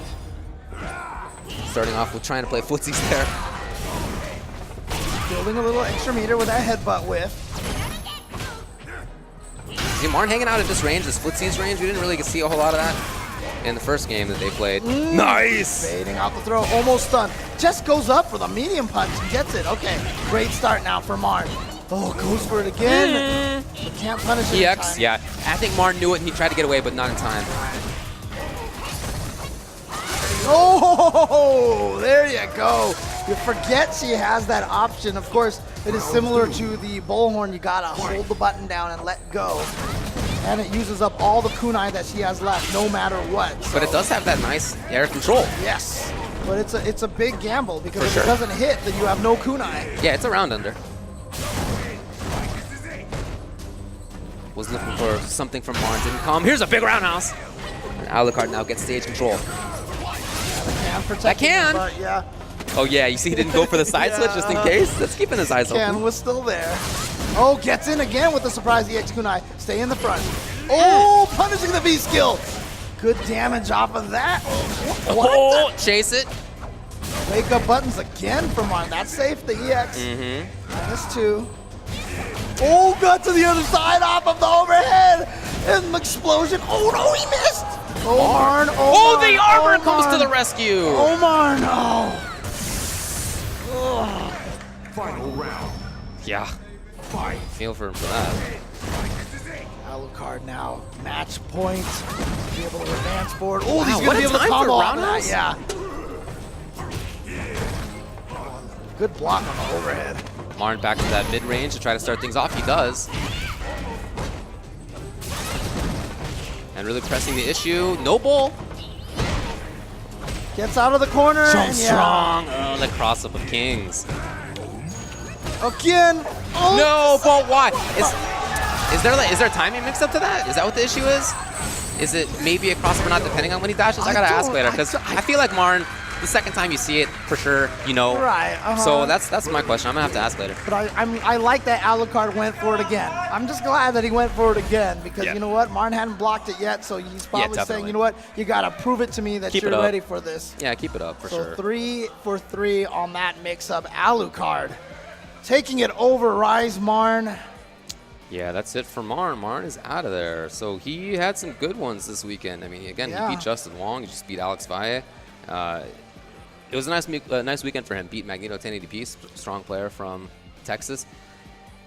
You know, I really like what we saw. I mean, he lost, obviously, but it is, even in the loss, kind of a different, more, can't call it conservative, but more conservative style than you might see from Marn in the past. And I'm not sure if that's a great idea or not, but I like seeing the evolution in his gameplay at least. I just feel like, you know, Marn, he's always been the kind of player where he just took the concrete block and placed it on the acceleration pedal and just turned the wheel wherever he's going. But now it feels like he's playing a little bit more like 200cc where he's got to brake a little bit during the turns, you know, he's got to, you know, gauge himself, gauge his speed a little bit, you know, so, let go of accelerator just a little bit, you know. Is that good? I'm not sure, but, you know, we'll see. We'll see. I do like the change, though. Yeah, and if you want to change your controller to look something nice, you can go to Controller Chaos and get yourself one of these custom available artworks right now. You can see they have these awesome Texas Showdown themed controllers right now. You can save 10% on PlayStation 4 and GameCube controllers with the promo code Showdown. Check them out at www.controllerchaos.com. We even have one of the nice ones here on the table with us. Yeah, we do. And of course, you know, Panda X Gaming running the second stream over here. Always doing a lot of great work for this area, for the South, Mid-South area. And, you know, Absolute Battle, KIT, they're doing work here at Texas Showdown. Well, they are putting on their own event at Mid-South Championships in Little Rock, Arkansas. You see, it's going to be the weekend right after ECT on September 9th through 10th. $1,000 pop bonus for Street Fighter V. Ooh. So we're moving on to losers semis, Snake Eyez versus Alucard. Alucard has a couple different characters you can go with that would be effective. I don't know if he likes Birdie or Nikali better in this matchup. Don't think it's going to be Boxer, but probably one of those two. See what his choice is. For Snake, I feel like probably lining up with Kuma here just because you know that Alucard has the Birdie and the Nikali, right? Two characters that are tough for yours. And of course, we saw Snake Eyez beat Vagabond, a strong Nikali, just a little bit ago. Birdie, okay. Well, he's not going with Rashid. He's not going with Laura either. But still considering it.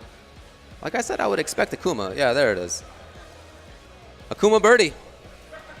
That's who they come in with.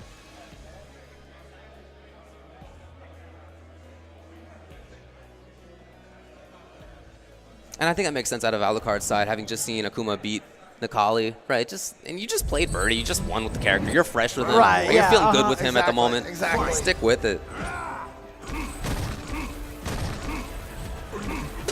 But, you know, I haven't seen this matchup too often at a high level, so interesting to see how it's going to play out. Oh, wow. Well, so far, Snake Eyes doing a great job distancing himself from been all the buttons. Mostly distance play outside of those footsies. I mean, that's the grappler skill, right? Oh, that was so sick. That was super sick. Using the V skill to get through the can. Woo! Sometimes you forget he has that parry option. Nice. Oh, God damn it. I love these button timings. Oh my God, look at that red on Akuma. The setup instead. Yeah, the can. Can's gone. Gone, okay. Yeah, he did a little too late. Yeah. Oh, I like the idea of it, but you know what? Snake Eyes actually didn't do anything. He gets the mix up here. Oh no, he went for the throw and it crouched under it and was able to get the normal throw afterwards on the roundhouse. And then boot through the plasma Yep. right into the arms of Akuma. Alucard taking round number 1. No. Alucard spacing things well. Okay. I like it. Raw Tatsu. Oh, Yeah. I don't even know if that was a thing. Yeah, but you know what? same, It's same, great. yeah. It's great. Yeah. It was so meaty that I just don't think it was punishable. Backing off a little bit, trying to set things up. No, but they can. Yeah, Yep. but still right there. Oh, and a maximum punish Sick. with the crouching heavy punch. That banana's still in there. Banana. Okay. Block. Oh, wow, okay. He's going to get some good damage off of this. He's got that super as well. We've already seen Demon. Is he trying to confirm? Yeah, I think Yep. he was trying to fake it, it looked like. He still has super. He wanted the stun. But, oh, He got yeah, it. There we go. And he didn't spend any of his meter. Yeah. He ran out of the trigger. He didn't have the demon anymore. That's probably why his trigger disappears so fast. Because can you imagine if he just had the threat of demon? Like, Yeah, it'd be sick. It'd be so scary. I know. It would be awesome. Oh, wow. Well, speaking of meter, he spent something somewhere, but it just got stuffed out by Alucard. Oh my god, the buttons. that It's roundhouse. the boot. Just kick him in the face. Kick him in the face. Took awesome gray. I can. Oh, not this time, Sid. I'm jumping. I remember you doing that the first time. Yep. Overhead. Just harassment out of the corner. Oh, he's going to Dash? be able to go under. Yeah. The uppercut was a little dodgy at that range, so the dash was a good punish. And here we go. Be scared. He's got to be scared to touch buttons. Oh! He woke up with a jump to beat the towards heavy. I don't know if he was calling that out, Right, but yeah. the jump was just to escape the corner, I think- and it worked out in his favor. Probably so. Man, that 4 Fierce is forever. The startup on that move, If it didn't look like a jump, it would be such a terrible button. even still, I mean, it's nice that you have a button like that that has advantage and moves forward. That's cool. It's just so long, man. I don't know. It really is a long startup. Tried to get the anti-air, no, but at least for Snake Eyes, he gets the corner. Alucard trying to fight. Not really at a spot where he can start throwing cans. Trying to play like a fireball game. Okay, that time he was close enough that Alucard couldn't get to the air. Oh, yeah, you know what? Did you forget I had this? Chase, he tried it. I like that he tried. God, EX Demon Flip, so strong. Flush counter sweep. What's the setup? Nothing. Okay. Just jumps away from the command throw. Oh, that's going to hit? No. He retracted fast enough. Again, those roundhouse timings are so unusual, and they've hit a lot. In part because they are unusual. Now EX, yeah, brings it out finally. Of course, no V reversal. Chase! Chase down the back dash again, getting through the trash. You know he's from holding that Virgil. button. Again! The speed! Oh, boy. No! He missed the fireball. Oh, what happened? What happened? I think Man, that's quite a catchphrase. Round 2. So tough times. Crazy scramble. All the way into the corner. And this time, Snake does not let Alucard escape so easily. Again! yeah, he is being very aware of that. So that's something that Alucard has to be aware of. Kind of pull back on Yeah. the usage of those. We'll see, we'll see. I mean, he keeps trying. He's very insistent. Overhead time. Oh, wow. A crouching medium. He had it ready to go. I was expecting an overhead from Snake Eyes. There's the V reversal this time. Roundhouse again. The hit. Oh, I love. Oh, No but, quick you know, it's a hard rise. knockdown, yeah. Oh no, of course, yeah. Oh, Yeah? my God. What a bet! Oh, no. Well, you know what? That might have even killed had that connected. It might so, have. You know, It might have. good bet from Alucard. That's a good bet right there. So Oh, a neutral jump. That's very dangerous in case they go for regular throws. It's very easy to punish that, but you Get gotta down do it strong. once in a while. God, he is returning all the garbage. I know. Just recycling over there. You're gonna call him the janitor here. He is clean it up. He's keeping the Kanzuki estate clean right now. No littering here, Birdie. All right, now what's the mix-up? Oh, hard knockdown again, so he's gonna be okay. Gets the stun this time. There it is. Snake Eyes taking game number 2. Akuma wins. I like that insistence by Snake Eyes. I'm just trying to figure out how much Karen is paying Akuma right now for his, Right? you know, Better not be for free. cleanup services. Hope he's getting something out of that. Round 1. When the match first started, there was a lot of zoning out of Snake Eyes, a lot of staying away, and then as this has gone on, we've seen a lot more pressure from him, a lot more moving forward. You also saw on the bottom right of your screen what it's like being a TO. I don't know if you saw Hobby down there with this large glass of something very beer colored. Yeah, well, it's his thing. Why not? And it's all going great. Ooh, trying to play footsies over there. Not exactly what either one needed, I don't think. But stuck in the corner. Too far. Wow. What a weird thing to try. Because you know what? Snake Eyes wasn't hitting any buttons. It looked like he was in reactive mode. Nice. Interrupted, but not quite lip punished. See, right there, every time. Birdies Got the hit. Yeah. But birdies are always going to do that. You're going to hit that stand strong after your headbutt because everyone tries to whip punish and they always do it with a button that's too short range. Yeah. Well, that's most characters' buttons. Yeah. Oh, punish that, yes. Oh, God. Ghosts for 2 sweeps in a row. I like it. Not enough resources from the opponent to really do much about that sweep. Big damage. Yep, controls. Okay, good punish, yeah. Especially on that Tatsu that looked like it was going to hit. I really like that sequence of roundhouse into Fierce. So much gray damage. It's pretty safe. Snake, yeah, you see him moving forward. Anti-air fireball. Oh, he just died. What spacing? I'm going to claim by Alucard. Not lucky. Oh, and that time no parry. I think he thought he was too far away. Okay, he's going to get the jump in. Big old damage. Here comes a soda can into the command throw. So the first time that he saw Snake Eyes not do anything about the can, he said, okay, next time there's a can, you're going to sit there again. That's my bet. And he was right. It paid off.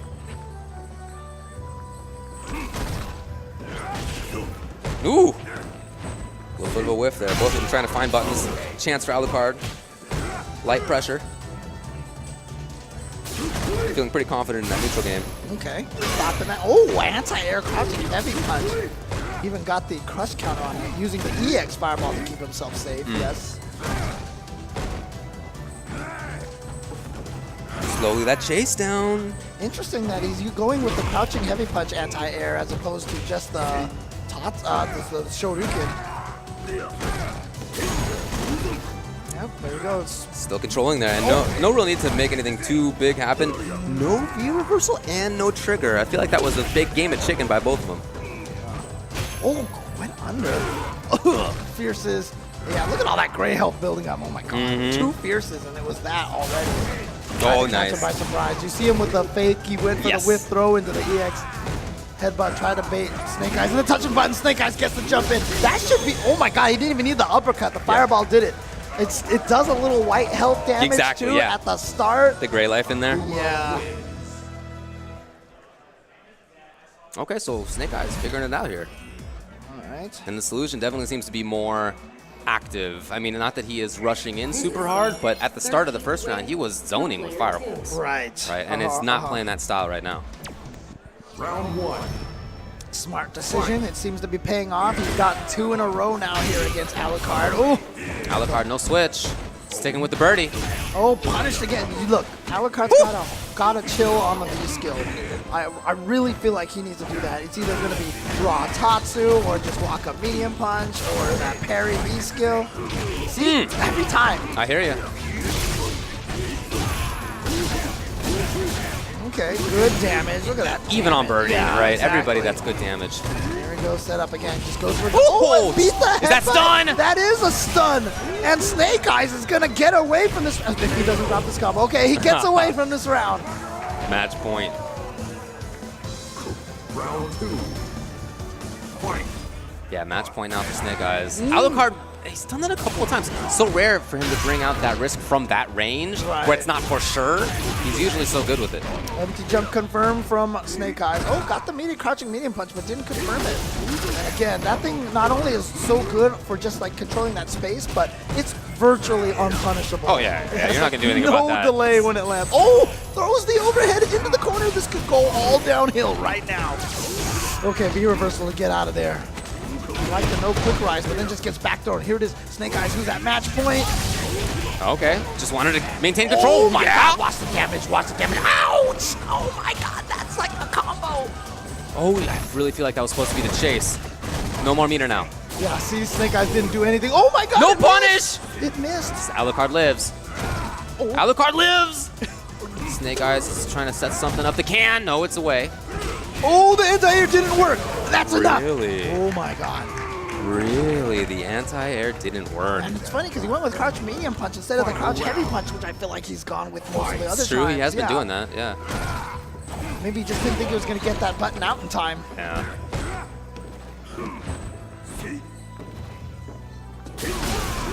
Yeah, it's got a good hit rate. Okay, Snake Eyes goes for the sweep finally. Okay. Great block. There it Again, that was. crouching medium punch, yeah. It's just that Birdie's jump attacks are also kind of like different heights and all these other They're things. really weird, yeah. I just don't feel like... See, that one made more sense. It For wasn't, sure. It wasn't like the footsie kind of walk back and It was forth kind closer. of thing. Yeah, Oh my God!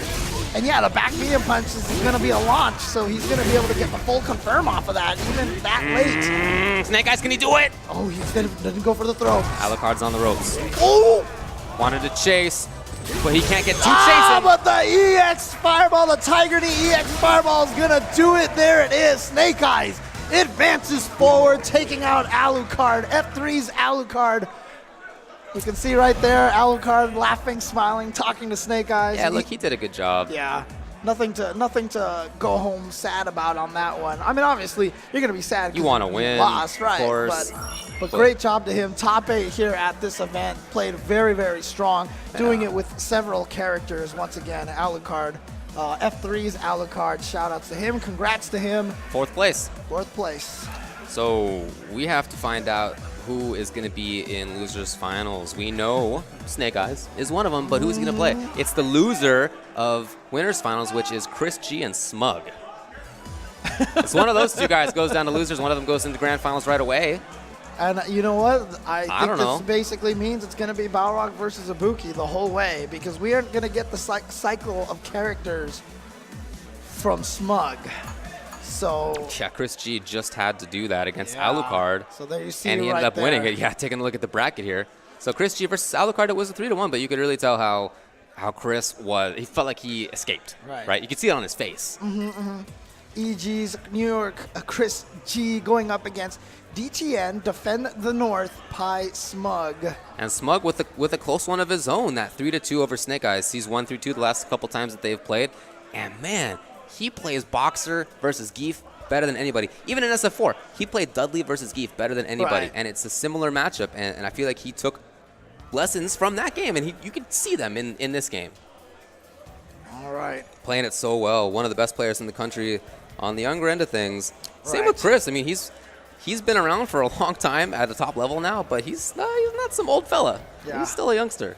But definitely wanted to, bring up that DTN Defend the North. That is the tournament that's going to be coming up in New York, run by Team Pi. Always awesome to see the stuff that they're doing, Team Pi, especially running events in New York. Yeah, It's not which is cheap. rare, right? Historically, there's not been It's not cheap. not been a lot of those guys. That's for sure. But shout outs to all those guys on Team Pi. I know you guys are watching, rooting for your boy Smug. I know everybody on the EG team here rooting for Mr. Chris G as well. Yeah, NYChrisG getting rooted against by the New Yorkers. Tough times. Yeah, definitely from New York, and pretty much refuses to not represent them, stays as NYChrisG. Wouldn't you do the same? Yeah, I would too. absolutely. Yeah, oh no, I say that with absolute respect. For sure, for sure. Absolute respect.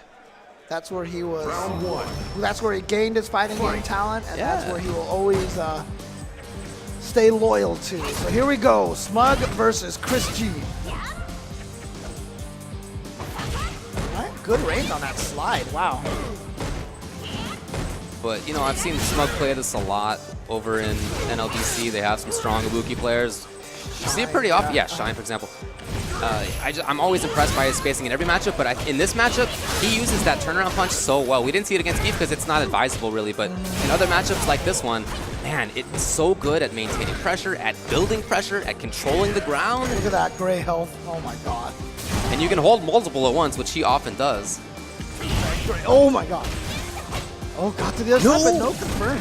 The only tricky thing about it is that a lot of Ibukis play pretty similar. They have like similar ideas, but ChrisG plays Ibuki in this really strange way because he developed the character basically in a vacuum on his own.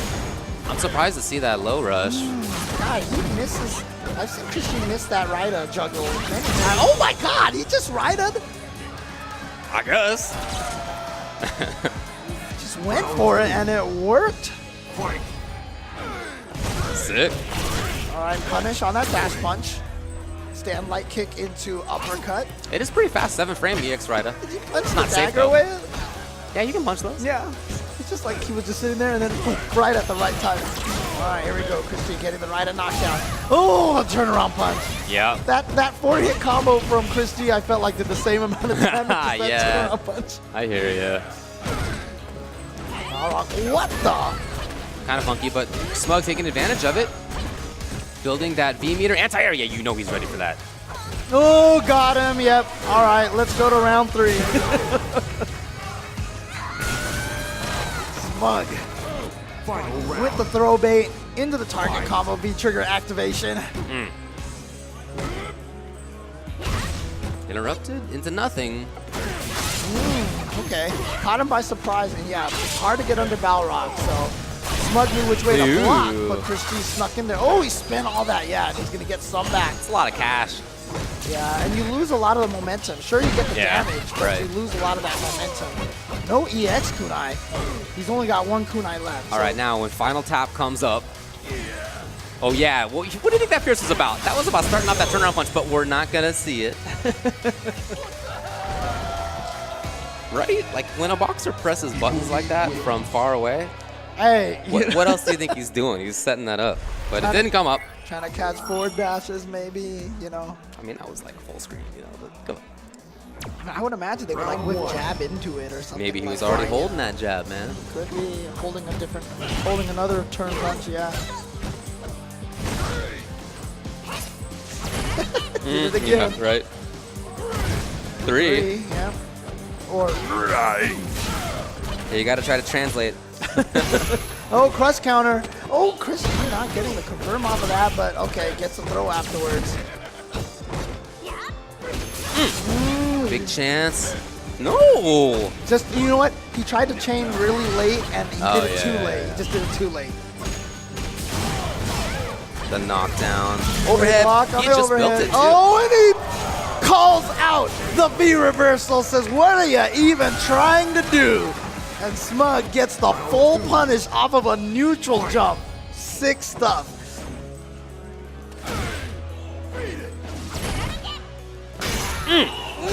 Yep.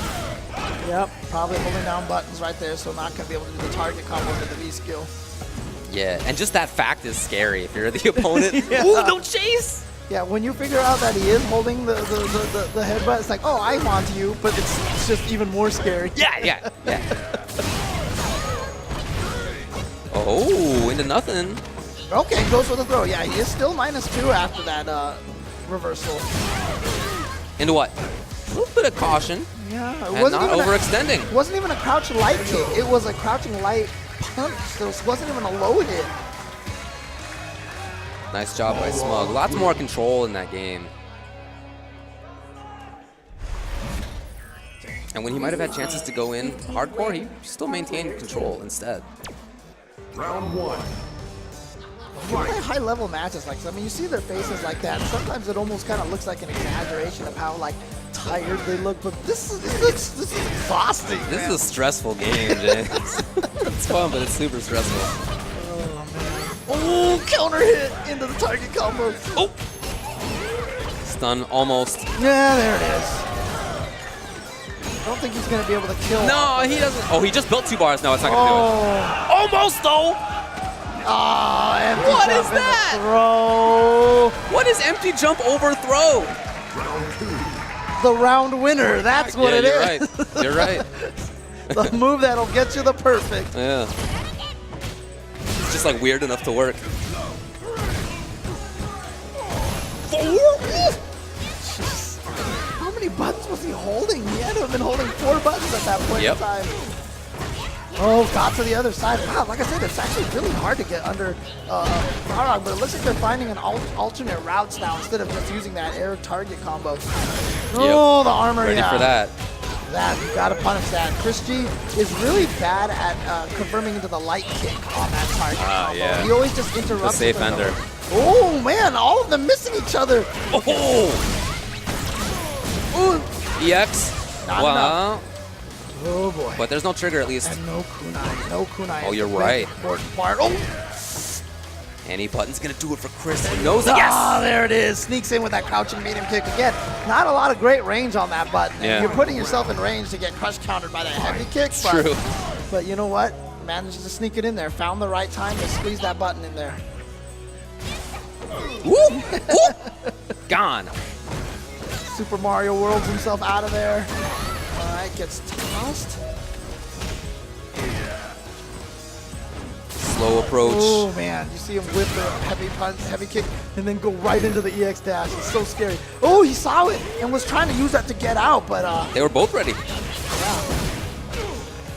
Okay. They just found out this jumping strong button actually Yeah, gives that's her the good. opportunity to get to the other side. Right. Corner control now by Smug. But what I think the problem with it is if you see a Buki dash, oh, Too early. Oh, he missed it. Yep.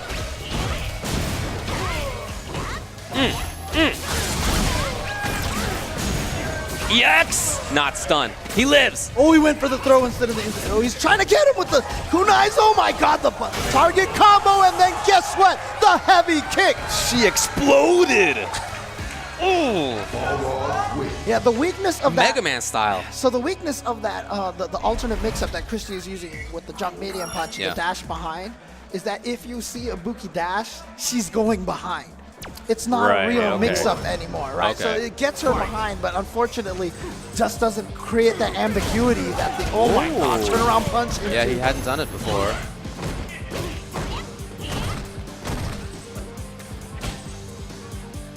Back to more waiting, and you know, again, he's holding that turnaround punch. You know he's charging it up. At least one.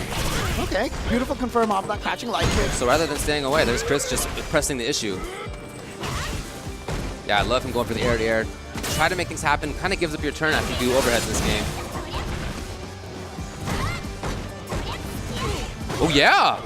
Not the kill, though, and you can never leave Boxer alive. You can't leave him alive! One more. He has EXDP. Into what? Delay. Delay! Oh, guess what? You're stunned, and I also have in my possession the Juan.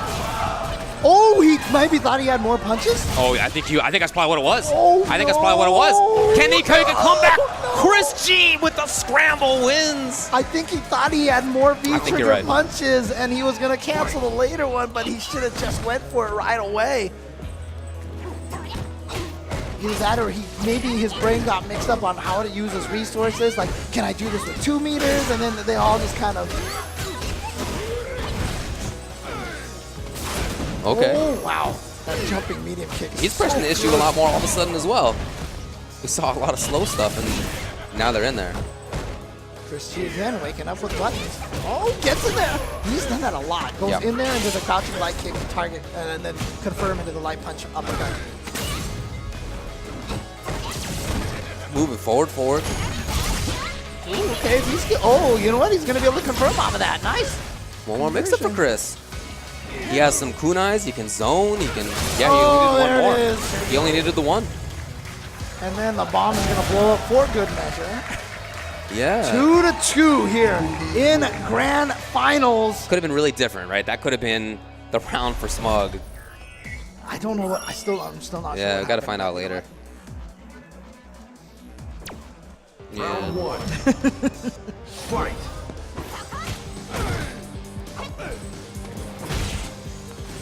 Screw up either way. So final game. Winners finals. Smug slowly trying to chase. Ooh. Blocking. Chris just wants to get away. Yeah, he's the backdash, but right in there is Smug. Chase? Flies No, out of there still. again. But hey, he took off Bray Life, which is pretty Yeah. cool for him. Chris at least got the corner. Oh, nice whip punish from Smug with the dash straight. Mm. Anti-air, stayed in front. Punishes the V skill cancel. Yeah, that was nice because that really hadn't happened by Smug before. So Chris, Ooh. the error. Yeah, should have been Raida, I believe. Lolo. Oh. Yo, Chris was so worried. That's exactly what he was worried about. Yeah. He was worried about crouch medium, activate. And so he was going to block all day, but then when it came again, he got hit. Grand Finals point now for Smug if he wins this, he gets into Grand Finals. Nice throw. Yeah. Yeah, he's keeping his eyes on that stuff. He's been hit a couple of times, but he's also interrupted it a couple of times. Oh, see, Chris was going for those throws. He was setting up for that overhead. Smug still defended, though.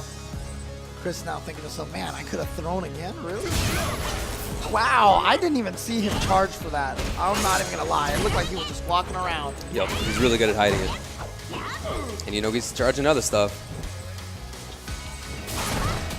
See now, EX Kunai to get in there. Oh, no. Oh, yeah, grab. Watch out for all that. Look at all those resources. Oh, yeah, that's so scary. That bottom right side of the screen, that's terrifying. Oh, God, yeah, had to take that grab. Get thrown. Oh, and he didn't bait that out this Crucial. time. No more kunai. Oh my God. Oh my God, David. One punch. Woo-hoo! Time for her to ride home. Yeah, that's it. Chris There you go. doesn't There's wanna this. Chris doesn't want to get up, dude. He doesn't want to get up. He's so angry right Yeah, now. well, you can see Smug. Still a lot of emotion on his side, too. That was like 65%, I think. Yeah, look at it.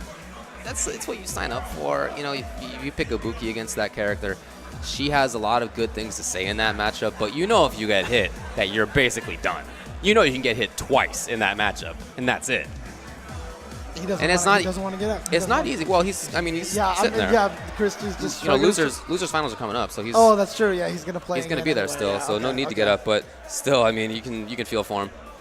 I mean, he's not been having a good couple of weeks against Balrog. He just Yeah. really hasn't. Yeah, King of the Hill did not work for him. He lost to Brian F. Yeah, he went down 8-1. So in case you guys didn't see Yeah. it, he went down 8-1 to Brian F. He was down 8-1 In a first to 10. in a first to 10. He picked Ibuki and he won 8 games straight. Yep. Went 9-8, and then Brian F took the last 2 games. Yep. Yeah, it's been good. It's been good, no doubt. Thanks for watching. So now it's Snake Eyez comes up. We have losers finals. Snake against Chris. Now this is an interesting one because they have different characters that will beat each other's characters. Mm-hmm. You know, so if it's Zangief, then it's Guile, right? If it's Ibuki, then it's Zangief, right? So it's even if it's Urien, you know, I feel like Urien is not that bad of a matchup for either Akuma or for Zangief. So I don't know what Chris's play is going to be here or Snake Eyes' play, but whichever the character they start with, that's going to be a huge way to decide, you know, who takes this set, who starts out with the advantage. Well, the tough part right now is that you know different tournaments do this in different orders, but we are doing winners finals and then losers finals back to back. So ChrisG needs to shake that off. A lot of the times players have talked about, you know, hoping to switch the order around a little bit so that the winner final doesn't have to play losers finals right away. You know, play loser semis first, and then the person who plays in losers finals just won, so he's feeling good about himself, you know. Yeah. But ChrisG has to shake this off. He has to shake this off, and it does look like that Snake Eyes is going to go with Akuma. Yeah, I think that's this is probably the safest pick for both guys. Yeah. Again, it's. I'm glad Snake Eyes has a second character. Oh, me too. Me too. I'm really glad. And you can see how much work he's been putting in with Akuma. He's practically using him more times than he is using Zangief these days. Yeah. Because a lot of the top characters out there do cause Zangief problems, you know? Guile, Nikali. Guile's definitely one of them. Yeah. Yeah. Nikali as well, sure. Guile might be one of Zangief's worst matches. Oh yeah, for sure. God, just raw Tatsu over there. Good block. Punch to the face, crush counter. They both have these beefy buttons. I hope you guys at home can hear Eyez like I can. I just got crush counter to the face. I just heard this. Oh!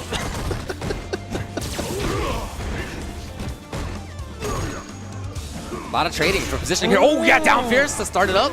Snake Eyes now with the corner. No meter on Chris's side. That's a lot of great life. Yeah, even if you block that, you build all that great. Oh, the shimmy! Yeah, that red fireball startup does gray health, lots of gray health. It's kind of a cool mechanic. Oh yeah, I like it a lot. I would have liked to have seen more moves that like super just cool, right? do gray life like that. Oh yeah, he was worried about okay, EX okay. flash kick. And now Snake's got to chase it again. Snake Eyes. I mean, he did it before. Oh, very smart. Yeah, he says, you know what? I don't want to deal with this post-EX slide. Exactly. And for him, V-Trigger comes pretty easy, and he doesn't need it necessarily. It's good, but he doesn't need it. Oh boy, wake up uppercut. Cancel, gets the knockdown. Really just a couple more hits here for Snake Eyes if he can find it. Oh, wait, again. Man. Back to the control. Oh, he's landed in time to block that. Wow, no anti-air from Chris. He was actually worried. Too far. There it is, the No, punish. okay. There's the punish. I like watching Snake in this match because you can tell that he's somebody who has spent a decade chasing Guile down. But he does it with a character now who has mobility as well as just walking and blocking.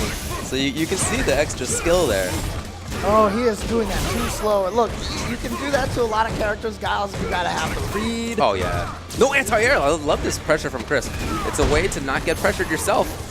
I wonder if he's been watching those previous matches from Snake Eyes and noticing that Snake Eyes without a lariat, but he doesn't seem to quite have the anti-air. Oh, God. Yep, there before Chris could get there. Stun incoming. Chris. Oh, there it was. He had the flash kick all ready to go, but you see him That stay range. back there. Yeah. Right? That was perfectly placed. Any closer and he would have gotten clipped. ChrisG trying to get, you know what I feel like he's telling K-Brad there? He was like shaking his head, waving his hand around his head. It's almost like he's telling K-Brad, I'm still messed up from the previous game. I'm still messed up, so thanks, Warren. It could be. It could be. It's definitely a tough mental state to get out of. Especially for someone as emotional Yeah. as ChrisG. ChrisG is one of the most emotional players on the circuit. He's very experienced, obviously, but yeah, you're right. He can get into his own head sometimes. Yeah, I mean, as an emotional player myself, it's impossible not to get that Yeah, way. it's not your choice, obviously. Right, exactly. That's what emotion really I is know, all yeah. about, right? If only It's you like, could just not feel it. Okay, easy. ooh, counter hit, but oh, crouch jab, no sonic boom. He just didn't charge up in time. Surprised he didn't go for crouch knee and punch afterwards. Lovely control and still attacking every once in a while. Getting safe whenever he can.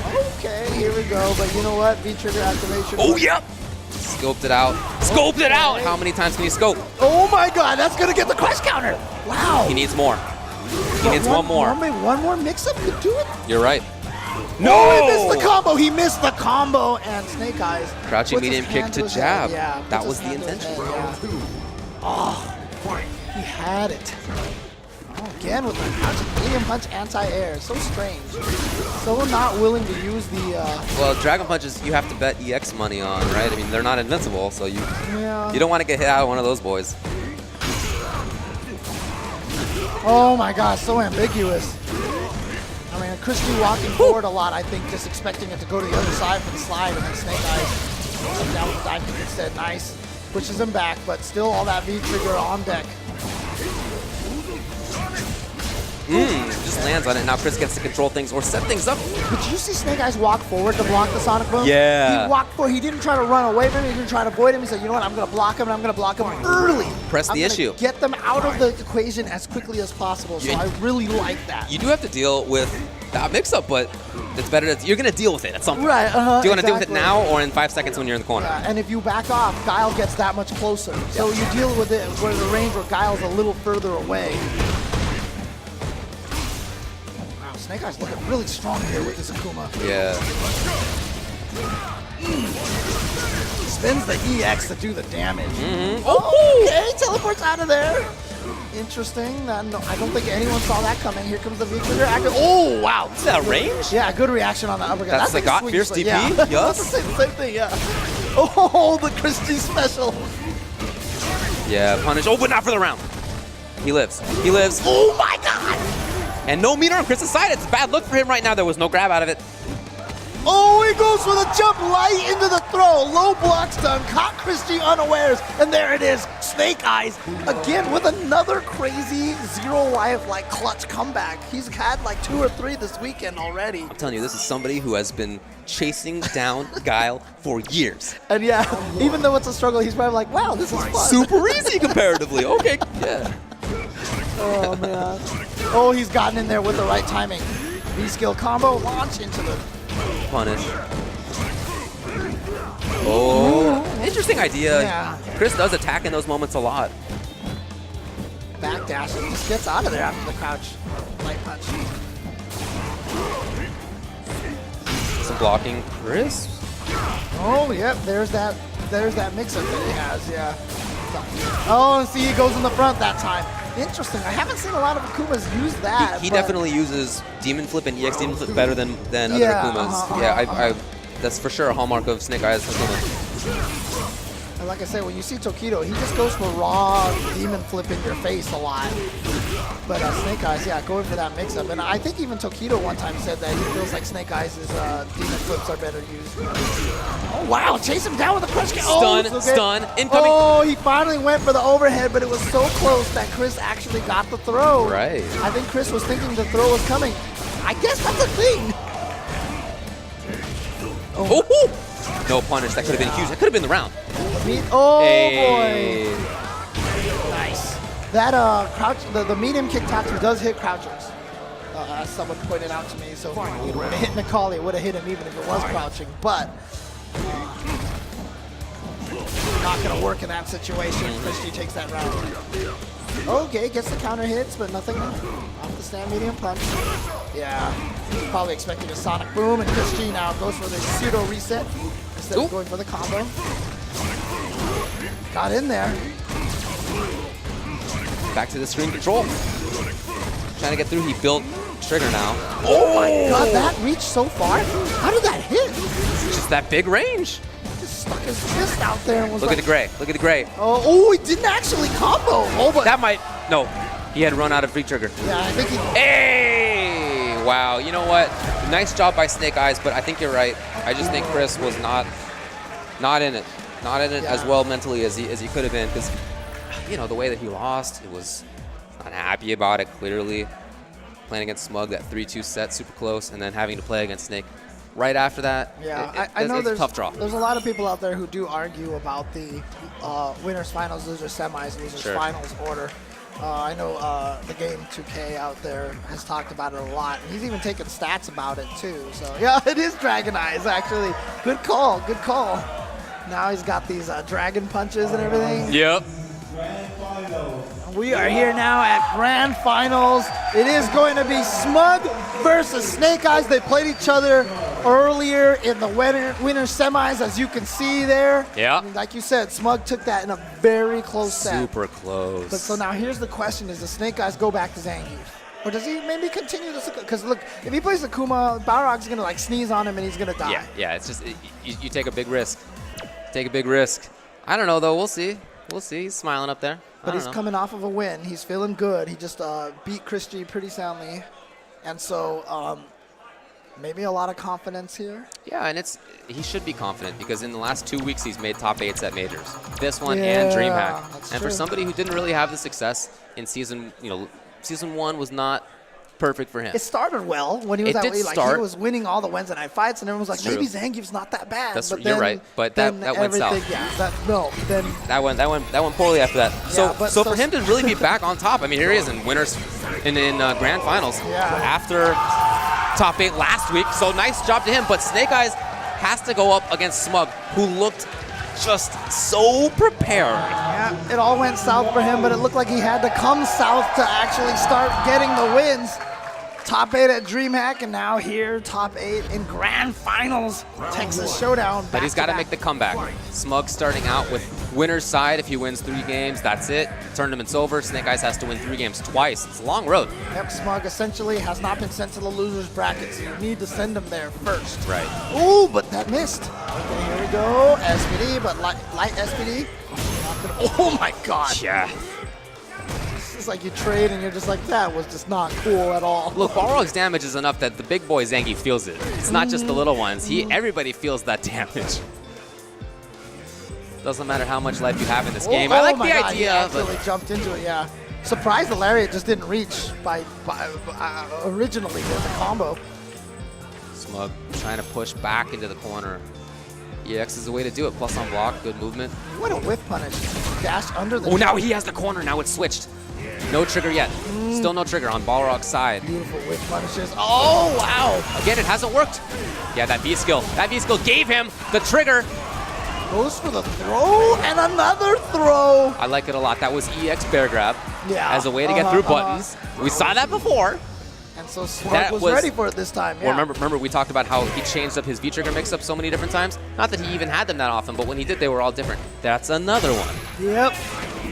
Okay, EX SPD. This is usually how you get the party started. No whiff punish. Oh, he's going to get the jump in into the lariat. Yep. Again gets the jump in. That's two more jump-ins, and I feel like he got in the entire first set that they played each other in winter semis. Oh, no punish. Oh, again!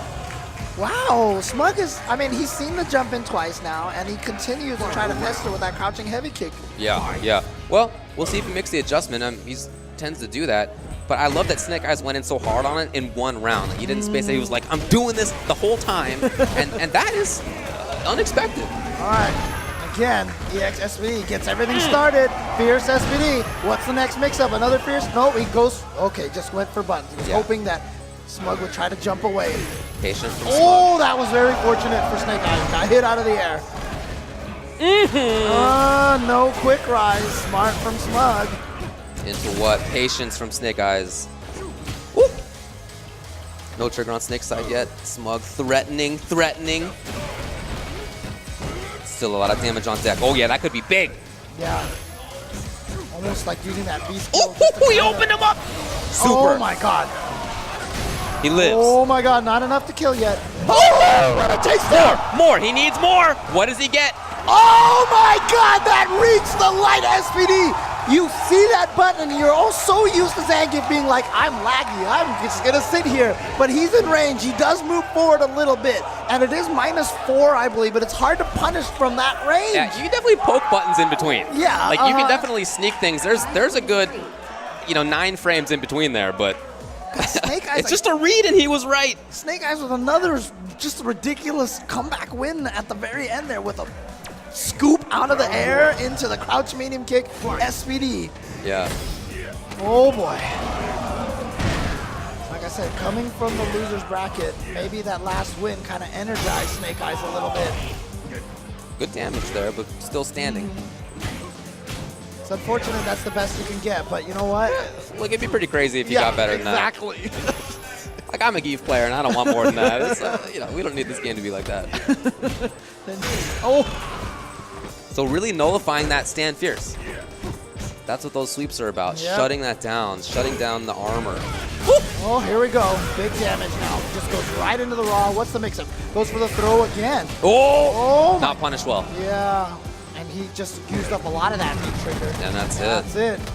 I don't like, I know Snake Eyez has a tendency to try to burn through the V-trigger much faster than other Zangiefs. Oh, what? Yo. That was great on both players. Holy crap. Yeah, both players, for sure. To actually try to EX SB the forward dash and then to bait it out with the back dash. Come on. Ridiculous. Come on. Ridiculous. Oh, come into my loving arms. Punish. Oh, yeah, chase him down. I wonder if you can air scoop him. You can. Yeah, okay. Yeah, you can see there right now. Look at that spacing. He shut down Stand Fierce so well. 5 wins on Snake Eyez' side. Finally going to be interrupted potential. Oh, he got hit. That was meaty. Oh, my God. No, not another one. Do we have another comeback in it? Maybe. Why not? But it's going to be a long road. He doesn't have... Oh, the buttons. The buttons. The batons! And there is the win streak has been stopped. 1-1. Those are all snakes. Yeah, exactly. Those are 3-0 over ChrisG, and now 2 more after that. Round One one. from the previous one. Oh, I guess then it must have 3-0. been, yeah. Yeah, one from the previous one, 3-0, and then, yeah. Yeah. Again, the way that Smug has spaced out against Stamfears and has whiff punished Stamfears, you see Snake going to other things now. Right. Obviously, crouching jab is important, but maybe more stand strongs, more crouching strongs, things that are less whiff punishable. The Stamfears has that that proximity box because like maybe Snake Eyez should try to use more held fierces, you know? Oh yeah, as a way to not let people walk backwards. Yeah, Yeah, yeah. that does work, but where Smug is standing is outside of that. Right. Oh, wow.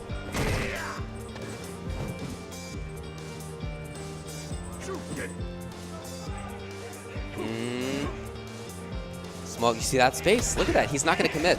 Yeah, but you know what? Snake Eyez has gotten a little bit of screen stage space here. That's true. And Smug that's is why- giving it up a little bit. Yeah, so Smug has to try to fight, combat a little bit now. Oh, what a whiff punish again on that fierce. And guess what? All the way back. All that work that Snake Eyez had, walking him out of the corner.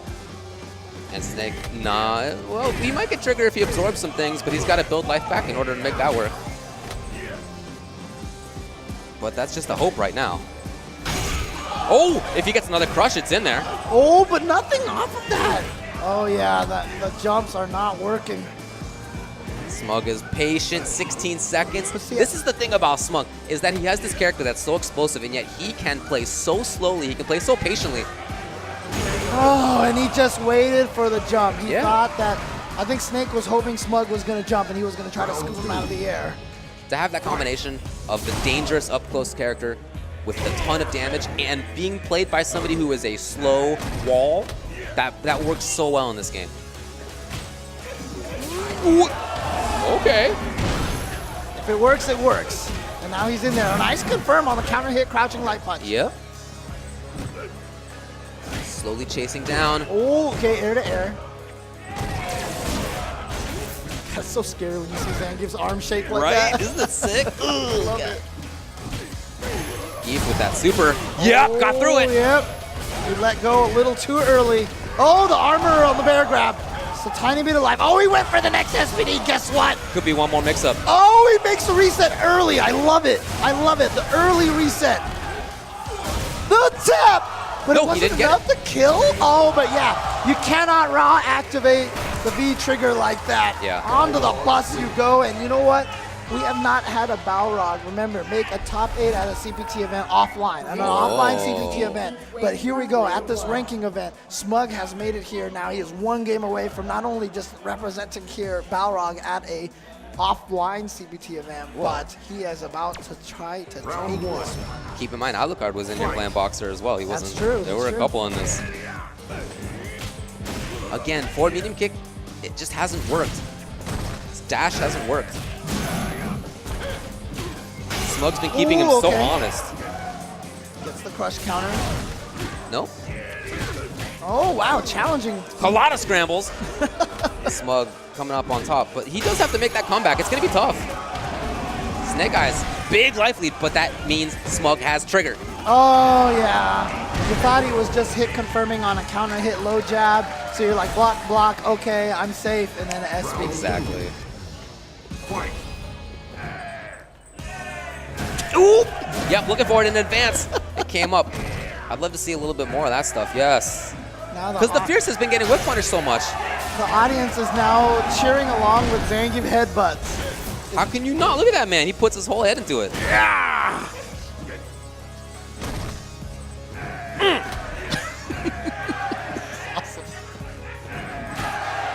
You know what that hitbox looks like too, by the way? Uh-oh, I don't think I've ever seen it. Oh, dude, it's sick. Snake Eyez is playing into the crowd. This is Getting that awesome. gray. Getting that gray. Getting the hits. Did he find the miracle button? Oh, no, here we go. No, he didn't find the miracle button. The crowd found the miracle button for him. Keep it up. No, we'll see. Smug got the corner for himself, but he needs a lot. Oh, gets him. 2-2. 2-2. Can these two ever play a 3 out of 5 set and not go all 5 games? Doesn't look like it right now, because guess what? We are here at the 5th game here in the first set. And as somebody just watching this, I hope not, because I want to see more. Smug. on the winner's side bracket. Snake Eyez from the loser side. He needs to win this next game just to reset it and send it to another set. But keep in mind, Smug beat him earlier today, and when they last played at South by Southwest, Smug won that one too. Yep. But you know what? Snake Eyez has won the last. No, actually, no. It was just the one game. Yeah, just the one. Yeah, just the one game. Back and forth. Oh, no whip punish almost. So Snake slowly trying to make this approach happen. This jump's still not working out for him. Oh, dash up grab. We haven't seen it too often. There it is. Oh, he's going to be able to fierce SPD, and that's key for it. But I think that was still the light. Oh! Where are you going? What's the guess? Oh! No, that means that it's over, though. Yeah. Oh, he tried it. He tried it. That meant it was over. But into what? No meter on Snake, but he has that trigger. Okay, I love him just doing this. Yeah. Spend some time. Oh, gets him with the overhead, but no more meter. No more meter. Oh, they both went for the throw. It didn't reach. Okay, keeps himself safe. Back to this. Smug looking for any hits. Oh, the fierce. Again. Can Smug find it? Both very even on life. And not a lot of reason for either one to move forward. It's so scary. Oh my God, he Smug gets the does. dash forward throw. Did you see the reaction on Snake's side? Why would you do it? Fight. But that means match point. Tournament point. Smug. Looking for those hits. Wants that big stuff. Working out over there. Gut punches. He went for the early jump medium kick to try to challenge the anti-air, but Smug actually didn't hit a button, so the medium kick just missed. Okay. Oh, he's going to confirm on the counter hit. Nice. Yeah, he hadn't done it at that time. He'd been trying to get into SPD range, but as an attack, no. Now, Super's on deck. And you know Smug doesn't want to take that risk. Oh, or maybe he does. Oh maybe God. He does. He has his own trigger. Oh, that might be it right there. That's going to be the stun. And there you have it, ladies and gentlemen. Smug the Beast is your Texas Showdown champion. Woo! And no one more relieved than Smug himself. They play some good sets, man. What can you say about that? Yeah. Congratulations to both of them. Yeah, round of applause for Snake Eyez as well for awesome play here, giving us 2 awesome sets here at Texas Showdown. But Smug is your champion all the way from New York City.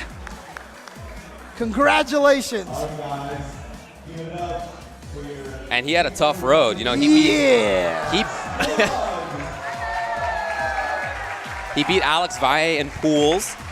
After that, he beat Vagabond, he beat Marn, he beat Snake Eyez, he beat ChrisG, and he beat Snake Eyez again. Right. That's quite a road. This is Smug's first tournament win on the CPT this year, I believe. And there it is. He's going to take home not only the trophy, but the prize money and also a bunch of CPT ranking events. Yeah. It's going to be very valuable. Yeah. Yeah, too, he looked so poised. He was so ready. The reactions were there. The space control was there. Like I said, being a wall with a character that's as explosive as that, a character that spends so much time controlling things, because that character controls things, right? The buttons are there. Are they the best footsies in the game? No, but they are good, and they are damaging, and they are plus. Scary. They're super scary. Yeah. And he has sick anti-air. And so for somebody like Smug, the good walk speed as well. So for somebody like Smug, who is accustomed to playing a character as he was in Dudley, that plays a similar style of not the best buttons, but patience, be a wall, don't let them jump, get that anti-air, and then when you get them into a bad situation, that's it. You take advantage of it, I'm telling you, that is his style to a T, and it works so well in this game. He is so strong just in general, but I really feel like his character is like built for him. I mean, the interesting thing about it is, I know we said this so many times during Street Fighter 4. Everyone remembers Smug for all of the crazy Dudley combos that he had. He would just walk up, crush counter, crouching heavy punch, etc. Yeah, oh, sorry, counter hit. Yeah, he would just go have all these crazy combos all over the place, and that's what people remembered him for. But they didn't really highlight enough his amazing footsies, his understanding of the match flow, his positioning, his spacing. Always has had great spacing for sure. That's for me. That is what defined him as a top level player. Combos are cool to watch, right? It's fun stuff to watch, but why was he winning? It was because he had better neutral than everybody else as Dudley, for sure. Yeah, and For sure. then he did the cool combos, which just made him a fan favorite Yeah, as well. and So it was on it was top cool to of watch. everything, Exactly. Yeah, absolutely. In this game, like I said, he plays this very similar style of patience, walking around, not letting people jump in on him. His defense is great too, by the way. I mean, keep in mind how patient he was during Snake Eyes' pressure. Right. He didn't crack.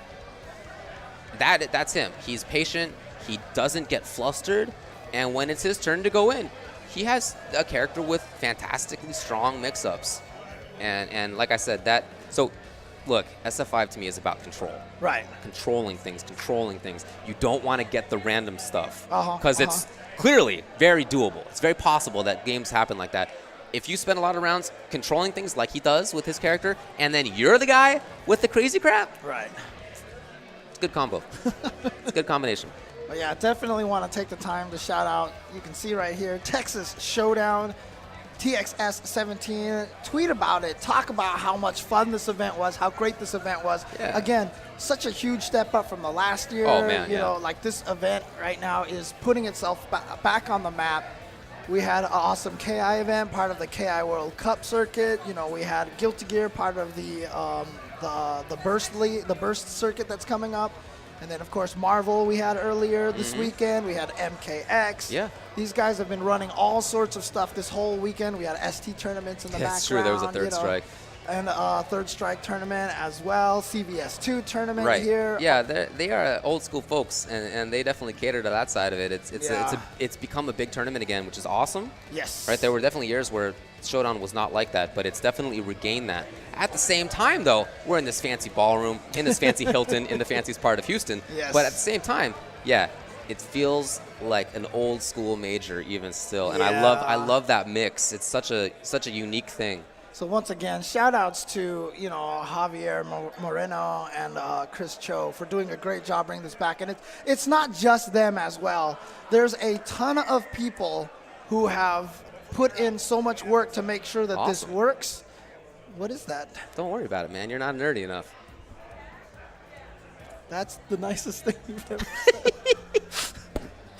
No, I mean, seriously, so many people have put in the work to make this event a possibility. So great stuff to everybody here. Texas Showdown is, it's such a fun event for me to go to. We missed it last year, Yeah. and I was really sad about For sure. that. But I was able to come back this year, and again, such a cool event. Great job to all the guys. And great job to Snake Eyes, too. Like we said, he didn't find the success throughout much of Season 1 that he had in Street Fighter 4, but 2 back-to-back weekends at majors, top 8s, and one of them in grand finals.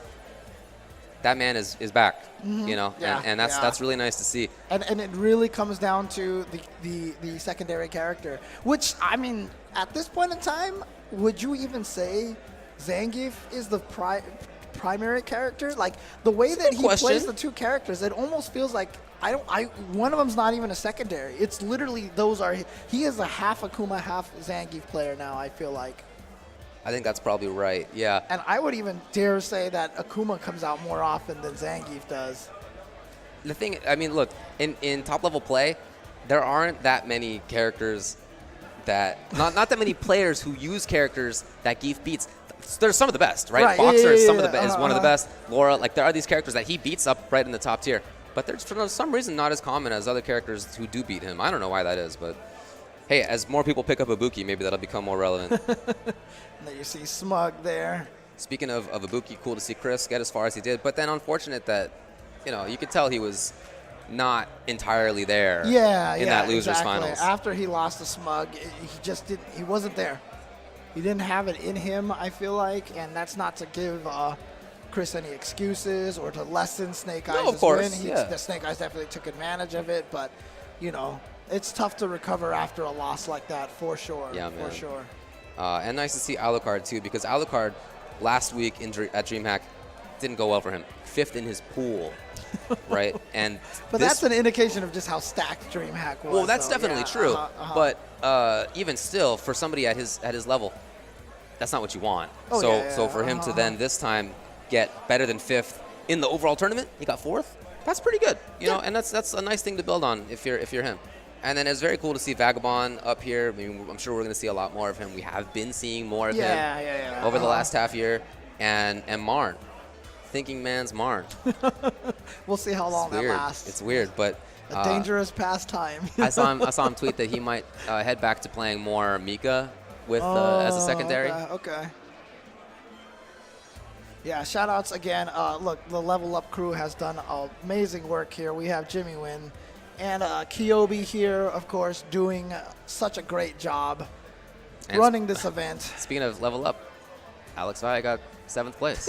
It's pretty cool. You know, he's still a strong player. That guy, if he wasn't running Level Up, if he was just still playing, he'd still be one of the best right now. Yeah, he's just a really talented guy. Yeah. But it's not his focus. He plays a lot, of course, but it's not his focus in the way that it once was. You can see that, but he's a lot of talent in there.